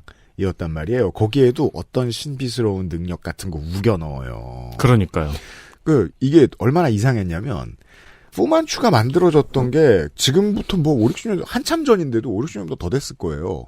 그 시절에도 이거 인종차별적이라고 얘기했단 말이에요. 근데 사람들은 습관을 못 버리잖아요. 그 느낌을 어떻게든 양화로 구축해 보려고 애를 써서 만들어 놓은 캐릭터 중에는 드래곤 레이디로 분류할 수 있는 캐릭터가 되게 많았다는 겁니다. 맞습니다. 네, 이 푸만추가 얼마나 오래된 미국 문화냐면 저는 제가 좋아하는 트럭 예를 부른 사람이 누구죠? 그냥 정말 백인들밖에 안 듣는 가수 있는데 그 사람 노래 가사 들어보면은 그냥 시골마다 하나씩 있는 로데오 있잖아요. 네네. 로데오의 유명한 황소 중에 이름이 푸만추인 놈이 있다고. 아, 그래요? 그러니까 미국 민속 문화예요. 이런 동양인에 대한 오해는. 그 푸만추란 이름 자체도 동양인의 놀리는 그냥 이름이 됐군요. 이렇게 들으시면 될 거예요. 그러니까 우리가 동양인이라서 화낼 것도 있지만 미국의 되게 오래된 문화 속에 동양인에 대한 차별이 자리 잡고 있다는 그 칭이라는 단어도 마찬가지. 맞죠. 너무너무 오래된 말이고 네네. 불과 8, 90년대까지만 해도 이런 말을 그냥 메이저 미디어에서 막 쓰는 게 아무 문제도 없는 분위기였었어요. 근데 지금은 이제 N 단어와 비슷하게 분류된단 말이에요. 이 칭 같은 단어가 칭칭충 이런 말 쓰면 절대 안 된단 말이에요. 그래서 이제 실제로 본인이 싱가포르 출신인 코미디언 로니칭의 루틴 가운데 그런 얘기가 있었거든요. N단어는 발음하기 너무 멋있다. 우리 같은 사람들이 What's up, 칭? 이러면 하나도 안 멋있다. 그렇죠. 그러니까 거의 그런 급으로 취급받는다는 게 맞아요, 맞아요. 예. 네. 뭐 아시안들은 서로 멸칭을 부르진 않죠. 네. 네. 어쨌든 이런 인종차별주의적인 인식에 바탕을 둔 캐릭터들이 아닌가. 내기니도 이제 뭔가 신비스럽고 미스터리어스하고 인간이 아니고 그래서 이제 작가가 본인의 고정관념을 작품을 통해서 계속 드러내고 있는 것이 아니냐는 얘기가 계속 있어 왔습니다. 냄새 잘 맡는 문화권에 있는 사람, 특히 미국 사람들은 정말 많이 느낄 수 있었는데 한국 사람들은 별로 못 느끼고요. 근데 저는 그렇게 생각해요. 이 작품 보면서 이 세계관에 빠져들었을 때 이걸 이제 갑자기 환기가 되면서 이 세계관 전체에서 나와서 봐야 되거든요. 네. 작품을 읽다 말고 그게 됐을까? 주된 10대, 20대 독자들이 쉽지 않죠. 예, 거기에 실패할 만큼 좋은 작품이었다고 말할 수도 있는 거예요. 그분들은 그 세계관을 떠나서 보는 객관성보다는 그 세계 내부의 핍진성을 훨씬 더 네. 중요하게 생각할 텐데. 왜냐하면 그들이 정말 더 어렸을 때 보던 작품들 8, 90년대에 뭐 헐리우드 영화, 환타지 소설 이런 것들은 다 어차피 이런 구성이었거든요. 네. 백인 천지고, 그렇죠. 차별이 당연하고. 네. 예. 뭐 반지의 제왕의 동양인 거의 안 나오니까요. 그렇죠. 네, 옛날에 몇 번 얘기했잖아요. 로스트 시즌 1이면 2004년이거든요. 네. 그때 한국을 배경이라고 나오면 베트남이었어요. 맞아요. 그렇죠. 이거 베트남이 화내야 되는지 한국이 화내야 되는지 알 수도 없습니다. 반지의제왕 같은 경우도 사실 뭐 오크의 원형이 어디서 나왔냐부터 하면은 더 인종차별적 논란으로 끌고 갈 수도 있는 거고. 저도 아직도 그거 로스에서 그 장면 기억나는 것 같은데 한 사람 3명 정도가 걸을 수 있는 조그마한 이제 다리 두고 거기에 막 한강대교 이렇게 써놓고 아니 그놈들은 기본적으로 이런 강을 본 적이 없어요. 네, 그 일본 정원에 있는 정도의 작은 다리에 한강대교 이렇게 써놔. 뭐지 저거 정원에서 미니어처 정원 같은 건가 이런 생각하고 한강이 불의 옥잠에 잠기는 것 같은 소리네요. 그러니까요. 네. 어쨌든 이제 해리포터 팬덤 사이에서도 이제 롤링은 인종차별주의자가 아니냐는 이야기가 많이 있었고 특히나 이후에 롤링이 이 퍼거슨 경에 계속된 명언이죠. 이제 트위터는 인생의 낭비다. 그렇죠. 이거를 몸소 실천하시는 분이에요. 제가 아까도 2000년대 초반 90년대의 미디어 작품들에 대한 얘기를 했는데 많은 정치적 실수들을 하죠. 수많은 콘텐츠 크리에이터들이 그게 작사가가 됐든 영화 감독이 됐든 소설가가 됐든 말입니다. 하지만 어느 시점에서 참회의 타이밍을 한번 겪어요. 스스로를 세탁할 필요가 있잖아요. 시장에 살아남으려면. 그래서 90년대 00년대에 자기가 만들었던 이런 작품이 잘못됐다는 얘기를 다 합니다. 그러니까 사람들이 아직도 슈왈제네거 주지사를 좋아하는 거고. 근데 J.K. 롤링은 안 그랬다는 거죠. 트위터에서 사실 뭐 이런 차별주의적인 걸 떠나서 해리포터 팬덤이 롤링에 대해서 좀 싫어한다기보다는 좀 질리기 시작한 부분이 뭐냐면은 뜬금없이 갑자기 트위터에다가 본인이 생각한 작품에 대한 추가 설정을 막 이야기를 해요. 트위터 사장님처럼 굴죠. 네. 근데 그게 세계관 내에서 막 충돌을 일으킵니다. 그렇죠. 네. 그래서 이제 롤링에 대해서 팬 커뮤니티의 민심이 이미 떨어져 있었어요. 작품은 좋아하되 네. 쟤는 좀 조용히 했으면. 네. 근데 이제 저도 팬 입장에서 보면은 이 세계라는 거는 한 사람의 머릿속에서 나온 거고 이 사람이 얘기하면 오피셜이잖아요. 그렇죠. 근데 자꾸 오피셜이 충돌을 하니까 그렇죠. 너무 짜증이 날 것 같더라고요. 그 매니아가 수억인 작품은 세계관을 작가도 못 건드려요. 그렇죠. 그다 어느 순간부터는 작품이 작가를 써내려고 하기 때문에 그렇죠. 완전 거부하죠. 그래서 톨킨은 팬들한테 물어본대잖아요. 쓰다가. 본인이 아는 거죠. 그 흐름을. 네. 야 얘가 어디 가문이었지? 이런 걸 물어본대잖아요. 작품은 어느 순간부터 소비자의 것이 됩니다. 그렇죠. 저는 그게 좀 잘 드러난 게 스타워즈 시리즈라고 생각을 하거든요. 그러니까 그게 어떤 조지 루카스가 처음으로 생각을 해낸 세계관이긴 하지만 맞아요. 본인이 갑자기 무슨 이렇게 소유권을 주장하면서 막 그러지도 않았고 네. 현악을 막 바꾸고 막 네. 적절한 타이밍에 이게 다른 사람들한테로 양도돼서 그 캐릭터 세계관이 확장되는 그런 길을 거쳤기 때문에 잡음이 훨씬 덜한 부분은 있죠, 확실히. 그 세계관이. 어느 순간부턴 집단지성이 더 똑똑해집니다. 그런 순간은 오죠. 사실 근데 이 문제는 그렇게 독특한 문제가 아니고 수많은 작가, 수많은 게임, 수많은 영화들이 조심하고 차용하고 공부하고 있는 문제잖아요. 근데 J.K. 롤링은 이거 내 거야 태도를 오랫동안 버리지 않습니다. 네. 실제로 초챙을 연기한 배우 케이티 렁 또한 자기가 초챙이라는 이름을 제대로 받아들이지 못했다고 감정적으로 시사한 바가 있습니다. 근데 왜 해? 떠야 되니까. 그렇죠. 아, 그럼요. 네. 배운데. 그리고 또 케이티 렁이 이걸 맡았을 때는 워낙 좀 어렸을 때라서 그냥 할 수밖에 없었던 부분도 있었겠죠. 네. 개인적으로 볼 때 저는 롤링이 정말 전형적인 인종차별주의자라고는 좀 말하기 힘들지 않나. 근데 그냥 좀 허술한 사람인 것 같아요. 그리고 딱히 다른 문화권에 대해서 리서치를 할 생각도 없는 게으른 작가 아닌가. 근데 그건 뜨기 전에 적용될 이야기지. 그렇죠. 이게 떴으면 사람이라도 고용을 하든가. 자, 청취자 여러분들도 상상 한번 해봐주세요. 노소를 막론하고 말이에요. 이런 사람들이 있어요. 공부는 안 하려고 그러는데 내가 원전을 만들어내는 건 기가 막히게 잘하는 사람들이 있어요. 그런 사람들은 보통 우리 주변에는 잘 돼봐야 극우 유튜버 정도는 남아요. 근데 공부를 안 하는 사람이 원전을 정말 기가 막히게 만들었다. 그럼 조앤 롤링이 될 수도 있는 거예요. 그런 사람이라고 봐야 하지 않나. 아마 작가는, 그러니까 출판사에서 작가의 트위터를 건드리지는 못했기 때문에 그건 넘어가지만 어느 순간부터 작품은 출판사에서 감수를 다 맡겼을 거예요. 제가 말씀드린 그런 사람들의 에버리지는 보통 트래픽이 많은 곳의 전봇대에 무슨 말인지 알아들을 수도 없는 말 써붙이고 다니는 그런 사람들 수준이란 얘기입니다.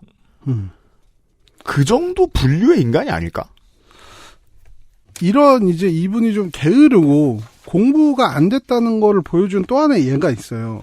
이 마법학교라는 게 우리는 호그와트만 주로 알지만 사실은 이게 전 세계에 모두 있다는 그런 설정이죠. 네. 근데 이제 유럽권은 무슨 뭐 보바통이니 뭐 덤스트랭인가 뭐 그런 여러 가지 학교들이 있는데 이름이 이제 멋있잖아요. 네. 보통 이제 창립을 한 사람의 이름을 따오거나 이렇게 어느 정도 의미가 있는데 유럽권을 제외하면은 이름들이 엉망진창으로 지어져 있습니다. 이제 게임상에서 호그와트 레가시상에서 주인공의 친구이자 스토리에서 굉장히 중요한 역할을 하는 네티라는 캐릭터가 있거든요. 네. 이 캐릭터는 와가두라는 마법학교에서 전학을 왔습니다. 와가두는 아프리카에 있는 마법학교인데 우간다에 위치하고 있다고 합니다. 우간다에 있다고 했어요. 네. 네. 근데 뭐 유럽에는 거의 나라마다 다 마법학교가 있는 반면 아프리카에는 딱 하나 있어요. 근데 이제 뭐 약간 피해가려고 그러는지 뭔지 모르겠지만 전 세계 마법학교 중에 제일 규모가 크다 와가두가. 뭐 이러면서 이제 살짝 좀 넘어가려고 하는데 문제가 된 건 이름입니다. 이 학교 이름 와가두는 가나 제국의 옛날 명칭에서 따온 것이래요. 네. 근데 우간다에 있어요. 그렇죠. 그러니까 아프리카니까 다 똑같은 거 아니야라고 퉁칠 수도 있는데 예를 들면은 인도네시아의 마법학교가 이름이 고려. 뭐 정확한 설명입니다. 이름 되게 어색하잖아요. 네. 아니면 뭐 한옥마을. 그렇죠. 뭐 카타르의 마법학교가 있는데 이름이 조선. 뭐 그렇죠. 이러면 이상하니까. 실제로 그런 실수를 헐리우드는 되게 많이 하잖아요. 네. 게다가 아니 우간다는 이제 중서부에 있고 가나는 황금 해안에 있잖아요. 그러니까 중동부에 있고 가나는 서부의 해안가에 있지. 서부 해안가 아프리카의 문화는 나머지 전 대륙과 확연히 다릅니다. 완전히 다르죠. 그러니까 공부를 아예 안 하면 나올 수 있는 상상이라고 봐야죠. 아프리카 안에서도 해안가 문화권이랑 좀 중심부 문화권도 다르고 관련해서는 문명을 설명드렸을 때 파케문학관 시간에 한번 언급했던 적이 있습니다. 지중해 쪽도 완전히 문화가 다르고. 근데 만약에 이제 생각했다 쳐요. 왜냐하면 가나만 안쪽의 문화가 인류의 수학과 과학을 처음에 뿌렸으니까 씨를 뿌린 곳이니까 그럼 막 옛날에 팀벅투에 있던 막 인류 최초의 대학이었다 쳐. 그런 것 같은 컨셉을 생각했다 쳐. 그럼 우간다에 놓으면 안 돼. 이 말을 하는 거 아니에요, 지금. 고려라고 하지 말라고. 그렇죠. 고려대학교라고 하지 말라고. 그리고 이제 아시는 분들은 아시지만 해리포터 작품에서 또 일본의 마법학교가 그것도 굳이 일본에 놓습니다. 네. 살짝 언급됩니다. 이것도 사실 아시아의 유일해요. 아시아의 유일한데 전 세계에 대한 인식이 딱 80년대에서 멈춘 서양인이죠. 그렇죠. 그러니까 이분 생각은 이거예요. 아시아? 중심은 일본이잖아. 그죠. 이건 18세기적이랄까요? 유럽에 자포니즘이 처음에 유행하던 시절에 아시아란 그러니까 배를 타고 반대쪽 끝으로 가면 나오는 아시아는 인도랑 일본이었던 네네. 그 마인드 아니에요. 네. 근데 이게 이름이 여기도 이름의 문제입니다. 이름이 마호토코로라는데 네. 이게 뭐예요? 이게 이제 한자로 쓰면은 마법소예요. 그러니까 뭐 마법을 가르치는 장소다. 아, 그냥 번역기 돌렸나? 그러니까 이것도 사실은 뭐 예를 들면 호그와트 마법학교가 뭐 영국 학교 이렇게 하면 좀 이상하잖아요. 그죠. 아니면 뭐 그냥 매직 스쿨 이렇게 돼 있다 그렇죠. 그러면은 컨저러 스쿨. 네. 옛날 1박 2일에서 그 냈던 오답이죠. 호그와트 이름 물어보니까 매직 스쿨 냈던. 근데 일본만 굳이 마호토코로라고 하는 것도 굉장히 이상한데 일본어를 아는 사람 입장에서 보면은 더 이상합니다. 마법소라는 한자를 읽는 방법이 이제 일본에는 한자를 읽는 방법이 우리나라도 마찬가지지만 음독과 훈독이 있잖아요. 그렇죠. 근데 마법소를 음독을 하면은 마호쇼. 마호쇼. 네. 근데 장소를 뜻하는 이 소라는 한자만 굳이 훈독을 해서 토코로라고 해놨어요.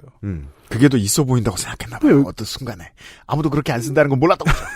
그러니까 이게 듣는 사람 입장에서는 굉장히 이상하다. 아니 그리고 유럽하고 비슷하게 일본도 뭐 오래되면 만든 사람 이름이잖아요. 그렇죠. 예. 그것도 몰랐고. 전혀 몰랐죠. 혹은 그걸 애써 무시했고. 예. 근데 마호토코로가 이제 설정상 보면은 아시아에 있는 유일한 마법학교인데 또 와가두랑은 다르게 굉장히 학생 수가 적어요. 인구가 훨씬 적은 영국의 호그와트보다 더 학생 수가 적습니다. 죄송한 말씀입니다만 지 눈에 보이는 게 적으니까. 그죠. 그리고 이제 신주쿠 안 가본 거죠. 그죠. 예. 동아시아에 있는데 왜 한국이나 중국에는 마법학교가 없는지. 일본에 그렇게 하나 있으면 중국에 14개쯤은 있어야 됩니다. 그렇죠. 인도에 10개. 14개, 120개 정도 있어야 되고. 네.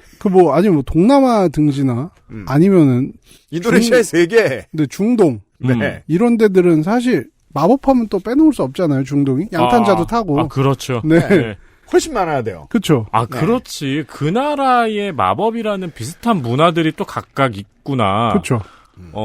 그래서 그렇죠. 이제 막 중국에서는 이런 뭐라 그래야 되지? 저도 이거 그냥 우스갯소리로 읽은 건데 사실은 뭐 중국 쪽에선 기수련을 하느라고 마법은 안 하는 게 아니냐. 뭐 이런 식으로 이제 막 그리고 제가 그 네이버에서 이렇게 막 이런 주제로 검색을 하다 보니까 어떤 분은 한국에 마법학교가 있다면 이런 설정을 막 본인이 만들어 놓으셨더라고요. 그렇죠. 네.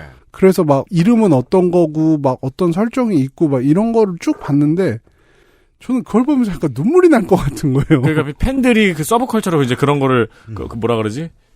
그러니까 파생장르로 그런 거를 만드는 그렇죠. 거죠. 이게 무식한 사람이 만든 세계관을 좋아한 죄로 자기 상상력을 최대한으로 늘려야 되는 거예요, 지금. 이게 그냥 상상의 영역인데 이걸로 서로 옥죄고 있는 건 너무 에너지 낭비 아닐까라고 생각하실 거예요.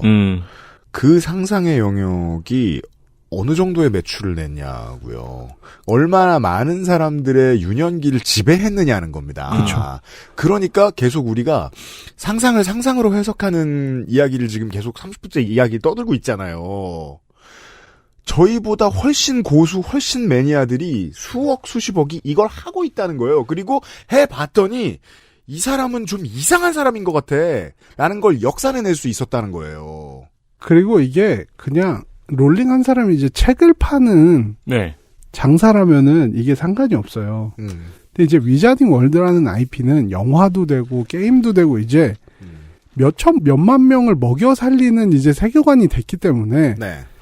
이렇게 이건 경제고 정치예요. 네, 창작자가 상상력이 빈곤하면은 이제 이 세계관을 확장시켜서 돈을 벌어야 되는 사람들한테는 정말로 너무 힘들기 시작합니다.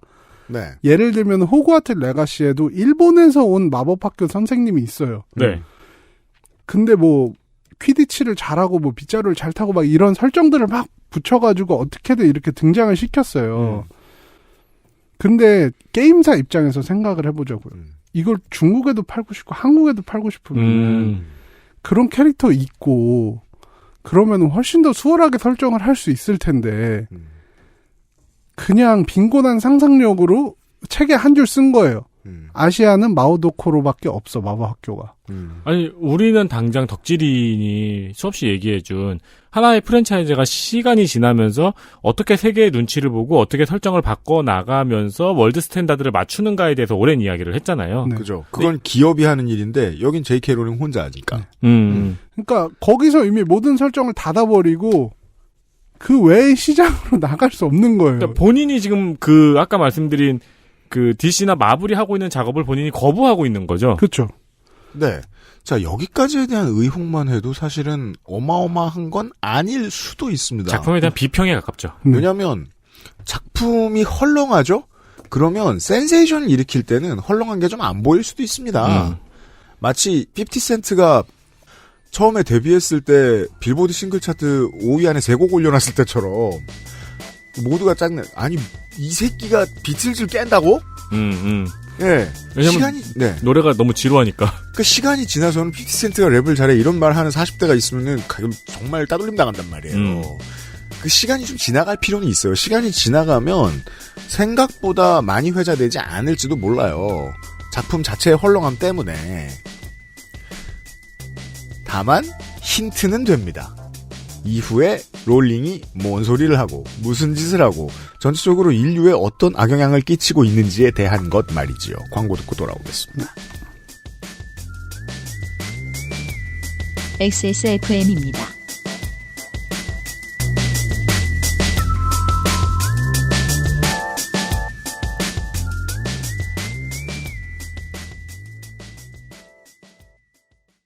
건강기능식품 광고입니다. 사르르 녹는다. 달콤하게 짜릿하다. 이거 무슨 디저트지? 디저트가 아니고 유산균. 매일 챙겨 먹어야 하는, 하지만 자주 잊게 되는 유산균. 사르락토라면 맛있어서 잊을 수가 없다. 눈꽃처럼 사르르. 프리미엄 유산균 큐비엔 사르락토. 제조원 비포단, 유통판매원 주식회사 헬릭스미스. 한국 가수의 노래가 멜론보다 빌보드에 먼저 등장하는 시대. 음악이 전 세계로 퍼져 있는데 음악에 대한 이야기는 한국에서도 사라져 있습니다. 덕질은 무릇 머리를 써가며 해야 하는데 당신의 음악에 대한 사랑을 머리 써가며 도와줄 친구들은 어디로 사라진 거죠? 저는 음악 크리에이터 이현파입니다. 2023년 8월 2일부터 시작하는 앰플리파이드 팟캐스트. 당신이 사랑하는 아티스트, 음악, 이것을 퍼뜨린 매체, 팬덤, 저널리즘에 이르기까지 음악으로 할 수 있는 모든 이야기를 여러분과 함께합니다. XSFM의 Amplified on Spotify, 스포티파이와 유튜브 모든 팟캐스트 플랫폼에서 만나보세요.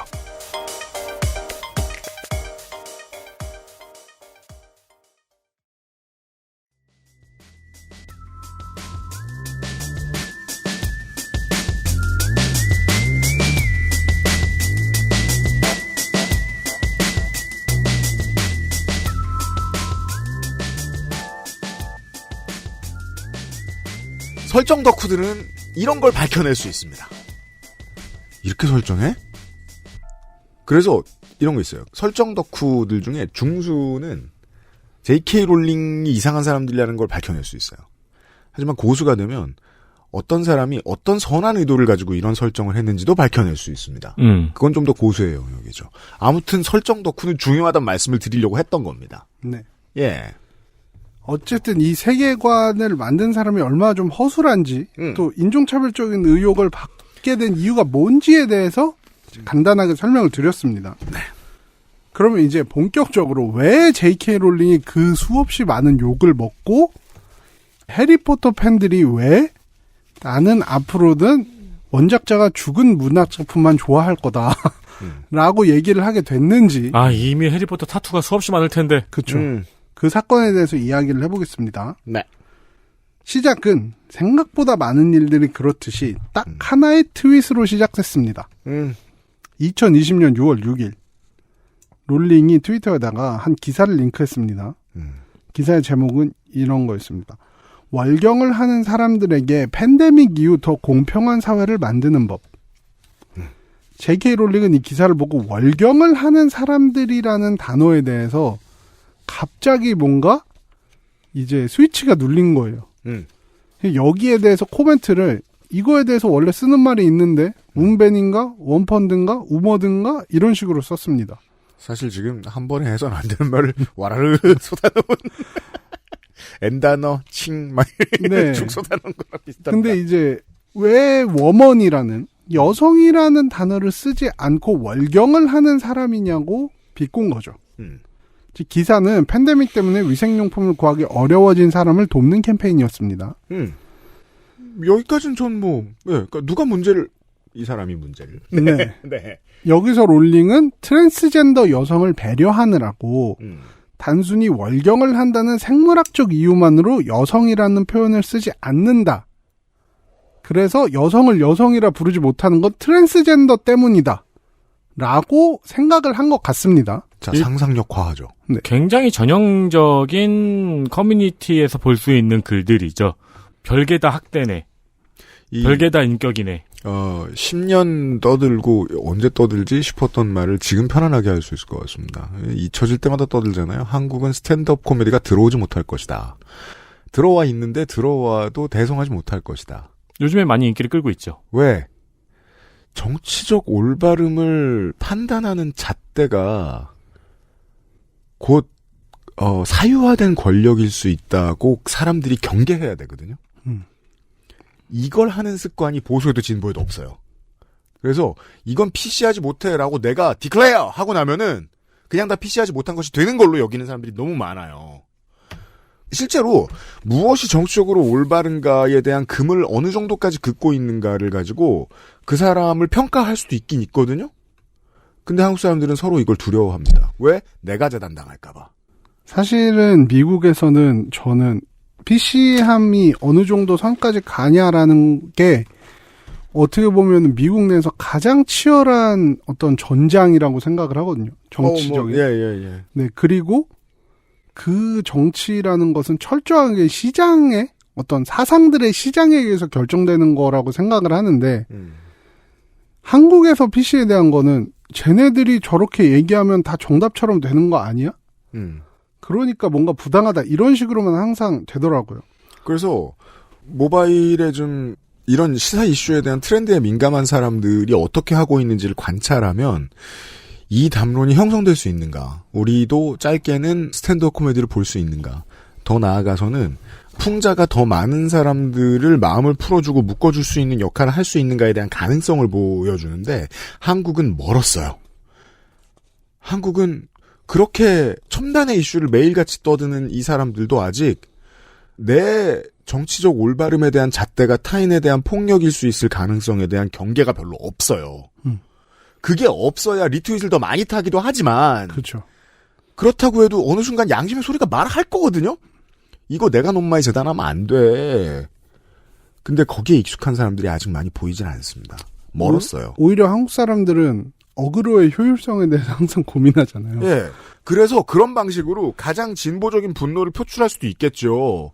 근데 똑같은 방식으로 움직였을 때는 지금 J.K. 롤링이 하는 이런 방식의 표현을 쓸 수 있다는 겁니다. 네. 예.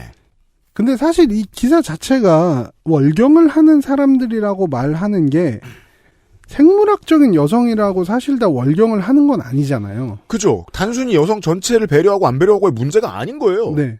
월경을 하지 않는 나이도 있고 그리고 또 선천적으로 월경을 하지 않는 분들도 있고. 그리고 건강이 좀 나쁘면 쉬기도 하고요. 네. 그렇기 때문에 이제 누군가의 눈치를 보는 그런 의미가 아니라 나름 세심하게 선택된 단어였다고 저는 이해될 수 있다고 보거든요. 그죠. 때로 손끝에 스마트폰을 가지고 세상에 많은 사람들이 보는데 무슨 말이든 할 수 있는 인간들은 남의 이런 세심함에 칼을 내고 둔기를 대고 싶어해요.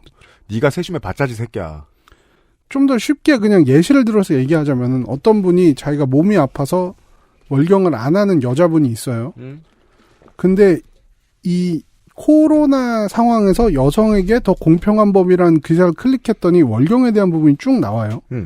그럼 본인이 나는 월경을 하지 않으니까 여성도 아니라는 건가라는 그런 인식을 가질 수 있다는 거죠. 그런 인식을 사실 그동안 미디어가 심어준 거고요. 그렇죠. 네, 이 기사를 이제 다듬은 데스크는 그걸 고민한 거고요. 네. 그러니까 그런 배려의 차원을 떠나서라도 굉장히 잘 쓴 단어인 게 그 이후에 글의 주제가 월경을 하는 사람들이 겪는 고통에 대한 것이잖아요. 그렇죠. 여성이라는 포괄적인 것이 아니고 네. 그럼 월경하는 사람들을 좁게 프레이밍을 하는 게 맞는데 이걸 여성으로 프레이밍을 하기 때문에 그동안 발생했던 폭력들이 굉장히 많았던 거고요. 맞습니다. 네. 네. 그런데 롤링은 뭐 때문인지 여기에 꽂혀서 트윗을 했고 이 짧은 트윗이 엄청난 반발을 불러왔습니다. 적은 환호와 엄청난 반발을 불러옵니다. 근데 그 전에 한 가지 이야기를 드리자면은 많은 사람들을 열받게 하기 전에 롤링이 그 전에도 사실 롤링은 트랜스젠더를 혐오하는 사람이 아닌가라는 이야기가 있었어요. 의심이 있었어요. 네. 2019년에 롤링이 마야 포스테이터를 지지하는 트윗을 올렸습니다. 마야 포스테이터는 누구인가? 이분이 이제 2018년과 2019년에 영국 사회 전체에서 굉장한 논쟁거리를 불러온 분 중에 한 명인데. 네. 어찌 보면 영국 사회를 한 발 진보시킨 사람입니다. 맞습니다. 항상 진보적인 사람이 사회를 진보시키는 건 아니죠. 그죠. 개또라이가 필요합니다. 네. 세무 전문가예요, 이분은. 세무 전문가인데 영국의 싱크탱크인 글로벌 개발센터에서 일을 하고 있었습니다. 그런데 그가 재계약 불가 통보를 받았고 이에 대한 이유가 그가 썼던 트랜스젠더에 대한 트윗 때문이었습니다. 네. 마야 포스테이터는 트랜스 여성이 여성이라고 강제하는 것은 전체주의다라는 트윗을 올렸고 이 때문에 이제 해고라기보다는 재계약 불발인 거죠. 그렇죠. 네. 근데 이후에 이런 조치가 불공정하다면서 소송을 제기했고 첫 번째 재판에서는 그의 발언이 혐오 발언에 가깝기 때문에 이 부분에 이제 판결문에 나온 표현을 그대로 읽어드릴게요. 민주주의 사회에서 존중받을 가치가 없다라고 해서 이 조치는 정당하다는 판결을 받았습니다. 판사 똘똘하네요. 네. 그러니까 보자고요. 1910년대, 20년대, 30년대입니다. 모든 여성에게 투표권을 강제하는 것은 전체주의다라고 누가 떠들었다 쳐요. 그렇죠. 아니면 뭐 어린이들의 노동권을 보장하라. 이런 식이. 왜 어린이들 노동을 금지하는가? 모든 어린이는 일할 자유가 있다. 그렇죠. 그러니까 이 단어가 글러먹었죠. 여성이라고 강제하는 것은 전체주의다. 강제를 하라니 강제란 말이 글러먹었죠. 예. 하지만 이후의 항소심에서는 성 비판적인 관점 또한 표현의 자유로 보호받아야 하며 이 때문에 재계약이 불발된 건 차별이라는 판결을 이끌어냈습니다. 노동의 관점에서 보면 또 이야기가 좀 다른 거죠. 네. 근데 이런 판결이 나왔을 때 J.K. 롤링은 포스테이터를 지지하는 트윗을 올렸습니다. 비분관계. 네, 자신의 성비판적 신념 때문에 시달리고 침묵을 강요당하고 괴롭힘당하고 직장을 잃기도 했던 모든 여성에게 오늘 세상은 더 자유롭고 안전해졌다. 자, 우파적 페미니즘 여기까지만 해도 그 정도 표현으로 다루어줄 수 있을 만한 온건한 보수성입니다. 근데 여기서부터는 제가 트위터에서 봤던 풍경과 확 가까워지기 시작하네요. 그리고 여기 뒤에 덧붙였어요. 이거는 마야 포스테이터라는 전사 덕분이다. 그래서 이제 사람들이 저 사람은 트랜스젠더를 혐오하나? 이런 의혹을 조금씩 가지기 시작하는 거예요. 근데 이 전체적인 과정을 보면은 저는 무슨 생각이 드냐면은 이분들이 계속 의혹만 가진 이유가 이 세계관이 너무 소중하기 때문에 J.K. 롤링을 최대한 좀 배려해 주려는 그런 게 보여요. 그렇죠. 왜냐면 보자마자 욕할 저 같은 사람은 팔로우를 안 했거든요. 네. 자, 그러니까 이 단어를 처음 써봅시다. 네. 나는 털프가 아니지만 나는 평생 호그와트 레거시에 빚을 진 사람이야. 그러니 그럴 수는 있습니다. 네. 그러니까 최대한 어떻게 그 사람에게 좋은 쪽으로 해석해주고 이 사람이 확신이 안 든다면은 그냥 의혹만으로 끝나는 그런 상황이 좀 계속이 돼요. 진짜. 그러니까 스스로도 실드를 치는 거죠. 네. 그런데 롤링은 이런 상황에 해도 되나봐라고 생각을 하면서 이제 굴하지 않고 여러 가지 발언들을 했습니다. 이런 짧은 발언들이 트리거가 돼서 이제 트랜스 활동가들이 이제 롤링을 비판하고 공격을 했습니다. 네, 인권운동가들이 나섭니다. 네. 후에 롤링이 밝힌 바에 따르면은 이미 마야 포스테이터 사건이 일어났을 때부터 아주 심하게 공격적인 언사들을 수백 통 받았다고 하는데 그럼에도 불구하고 그녀는 멈추지 않았습니다. 제가 말씀드리죠. 정치적인 일정한 권력을 가지고 있는 공인이나 너무 많이 유명한 사람들이 내가 어떤 언사 때문에 심하게 공격적인 반응을 온라인에서 받았다라고 말을 한다면 그냥 그때부터 그 사람을 버리시라고요. 네. 그 사람은 그 공격 때문에 남들을 공격할 사람이라고 스스로를 선언한 거예요. 예. 아까 얘기한 월경을 하는 사람들의 뭔가 공격을 당한 듯한 뉘앙스로 한 트윗, 이 이후에 30분밖에 되지 않았는데 그는 트윗을 길게 이어가기 시작했습니다. 이 트윗이 이제 좀 뉘앙스가 중요해서 저도 번역하는 게 쉽진 않았는데 네. 이 전체적인 스토리에 굉장히 중요한 부분이기 때문에 트윗을 통째로 가져와서 읽어드리겠습니다. 그럽시다. 네. 생물학적 성이 진짜가 아니라면 동성애는 없습니다. 생물학적 성이 진짜가 아니라면 전 세계 여성들이 겪는 현실이 지워집니다. 저는 트랜스젠더들을 알고 그들을 사랑하지만 생물학적 성이라는 개념을 지워버리면 많은 사람들이 본인의 삶을 의미 있게 논의할 능력을 잃어버립니다. 진실을 말하는 것은 혐오가 아닙니다. 자, 원래 어떤 생각을 하고 사는 사람이었는지 몰라도 한국에 사는 사람들이 듣기에는 한국의 보수 개신교 같은 말을 하게 됐네요. 그리고 뒤에 이런 트윗이 이어집니다. 이미 수십 년간 트랜스젠더들에게 연민을 느껴오고 남성들의 폭력이라는 비슷한 위협에 노출돼 있다는 이유로 동질감을 느껴온 저 같은 여성이 그러지 않았던 것 같은데. 단지 생물학적인 성이 실제하는 것이고 이런 생물학적 성 때문에 나타난 결과들을 살아가고 있다고 말해서 트랜스젠더 혐오자가 되는 것은 말도 안 됩니다. 여기 문장에서 가장 틀린 말은 말도 안 됩니다. 네. 네. 그리고 마지막으로 이런 걸 남겼습니다. 저는 모든 트랜스젠더들이 본인들에게 진짜처럼 느껴지고 편안한 방식으로 살 권리를 존중합니다. 만약 이 때문에 차별을 받는다면 그들을 위해서 길거리로 나서 투쟁할 것입니다. 투쟁해야 되네요. 하지만 동시에 저의 삶은 여성이라는 이유로 많은 부분이 결정됐습니다. 이렇게 말하는 건 혐오가 아닙니다. 아주 전형적인 누가 더 피해자이고 누가 더 약자인지 대놓고 싸워서 내가 더 피해자라고 결정되는 쪽이 챔피언. 키보드 워리어 마인드죠. 정치적인. 저는 그냥 유려한 물타기. 그렇죠. 그래서 이제 저도 사실 J.K. 롤링의 문제를 전체적인 컨텍스트로 알기 전까지는 이것만 보고 뭐 혐오를 하는 사람 맞는 것 같은데 이게 되게 좀 교묘하게 쓰여 있기 때문에 막 엄청나게 문제를 일으킬 것 같진 않다. 트윗 자체가. 네, 네. 그러니까 요거는 진짜 그 유려한 물타기인 게 트랜스젠더가 여성이라면 그동안 여성이 여성이기 때문에 받아온 차별은 어떻게 된 것이냐라고 물어보는 거잖아요. 네, 전혀 상관없는 이야기로 물을 타는 거죠. 그러니까 여기서 저는 중요한 부분이 이 트윗만 보면은 네. 생물학적으로 여성이 겪는 문제라는 게 상존하고 이것에 대해 말하는 게 트랜스 혐오까지 이어지는 그 논리적 연결고리를 잘 숨겨놨어요. 네. 그러니까 사실 없어요. 네. 네. 근데 이게 왜 그렇게 되냐? 왜 이 사람이 이렇게 얘기하는 게 트랜스 혐오라는 아주 결정적인 증거냐? 그거를 어디서 찾을 수 있을까 이런 생각을 저는 했거든요. 근데 그게 제가 생각이 확 바뀌고 이 사람은 100% 트랜스 혐오다. 도와드렸네. 네. 6월 10일 그러니까 사람들을 화나게 한 최초의 트윗을 올리고 4일 이후에 그가 장문의 블로그 포스팅을 쓰고 이걸 트위터에다가 공유를 하는데 이걸 보고 생각이 바뀌었습니다. 그러니까 사람들이 아직도 좀 많이 헷갈려하는 것 같아서 좀 도와줘야겠다. 이건 트위터로 안 되겠는데 블로그로 좀 도와줘야겠다. 그렇죠. 네. 롤링의 후속 콧소리와 함께 다음 시간에 돌아오도록 하겠습니다. 나성통신이었습니다. XSFM입니다. I, D, W, K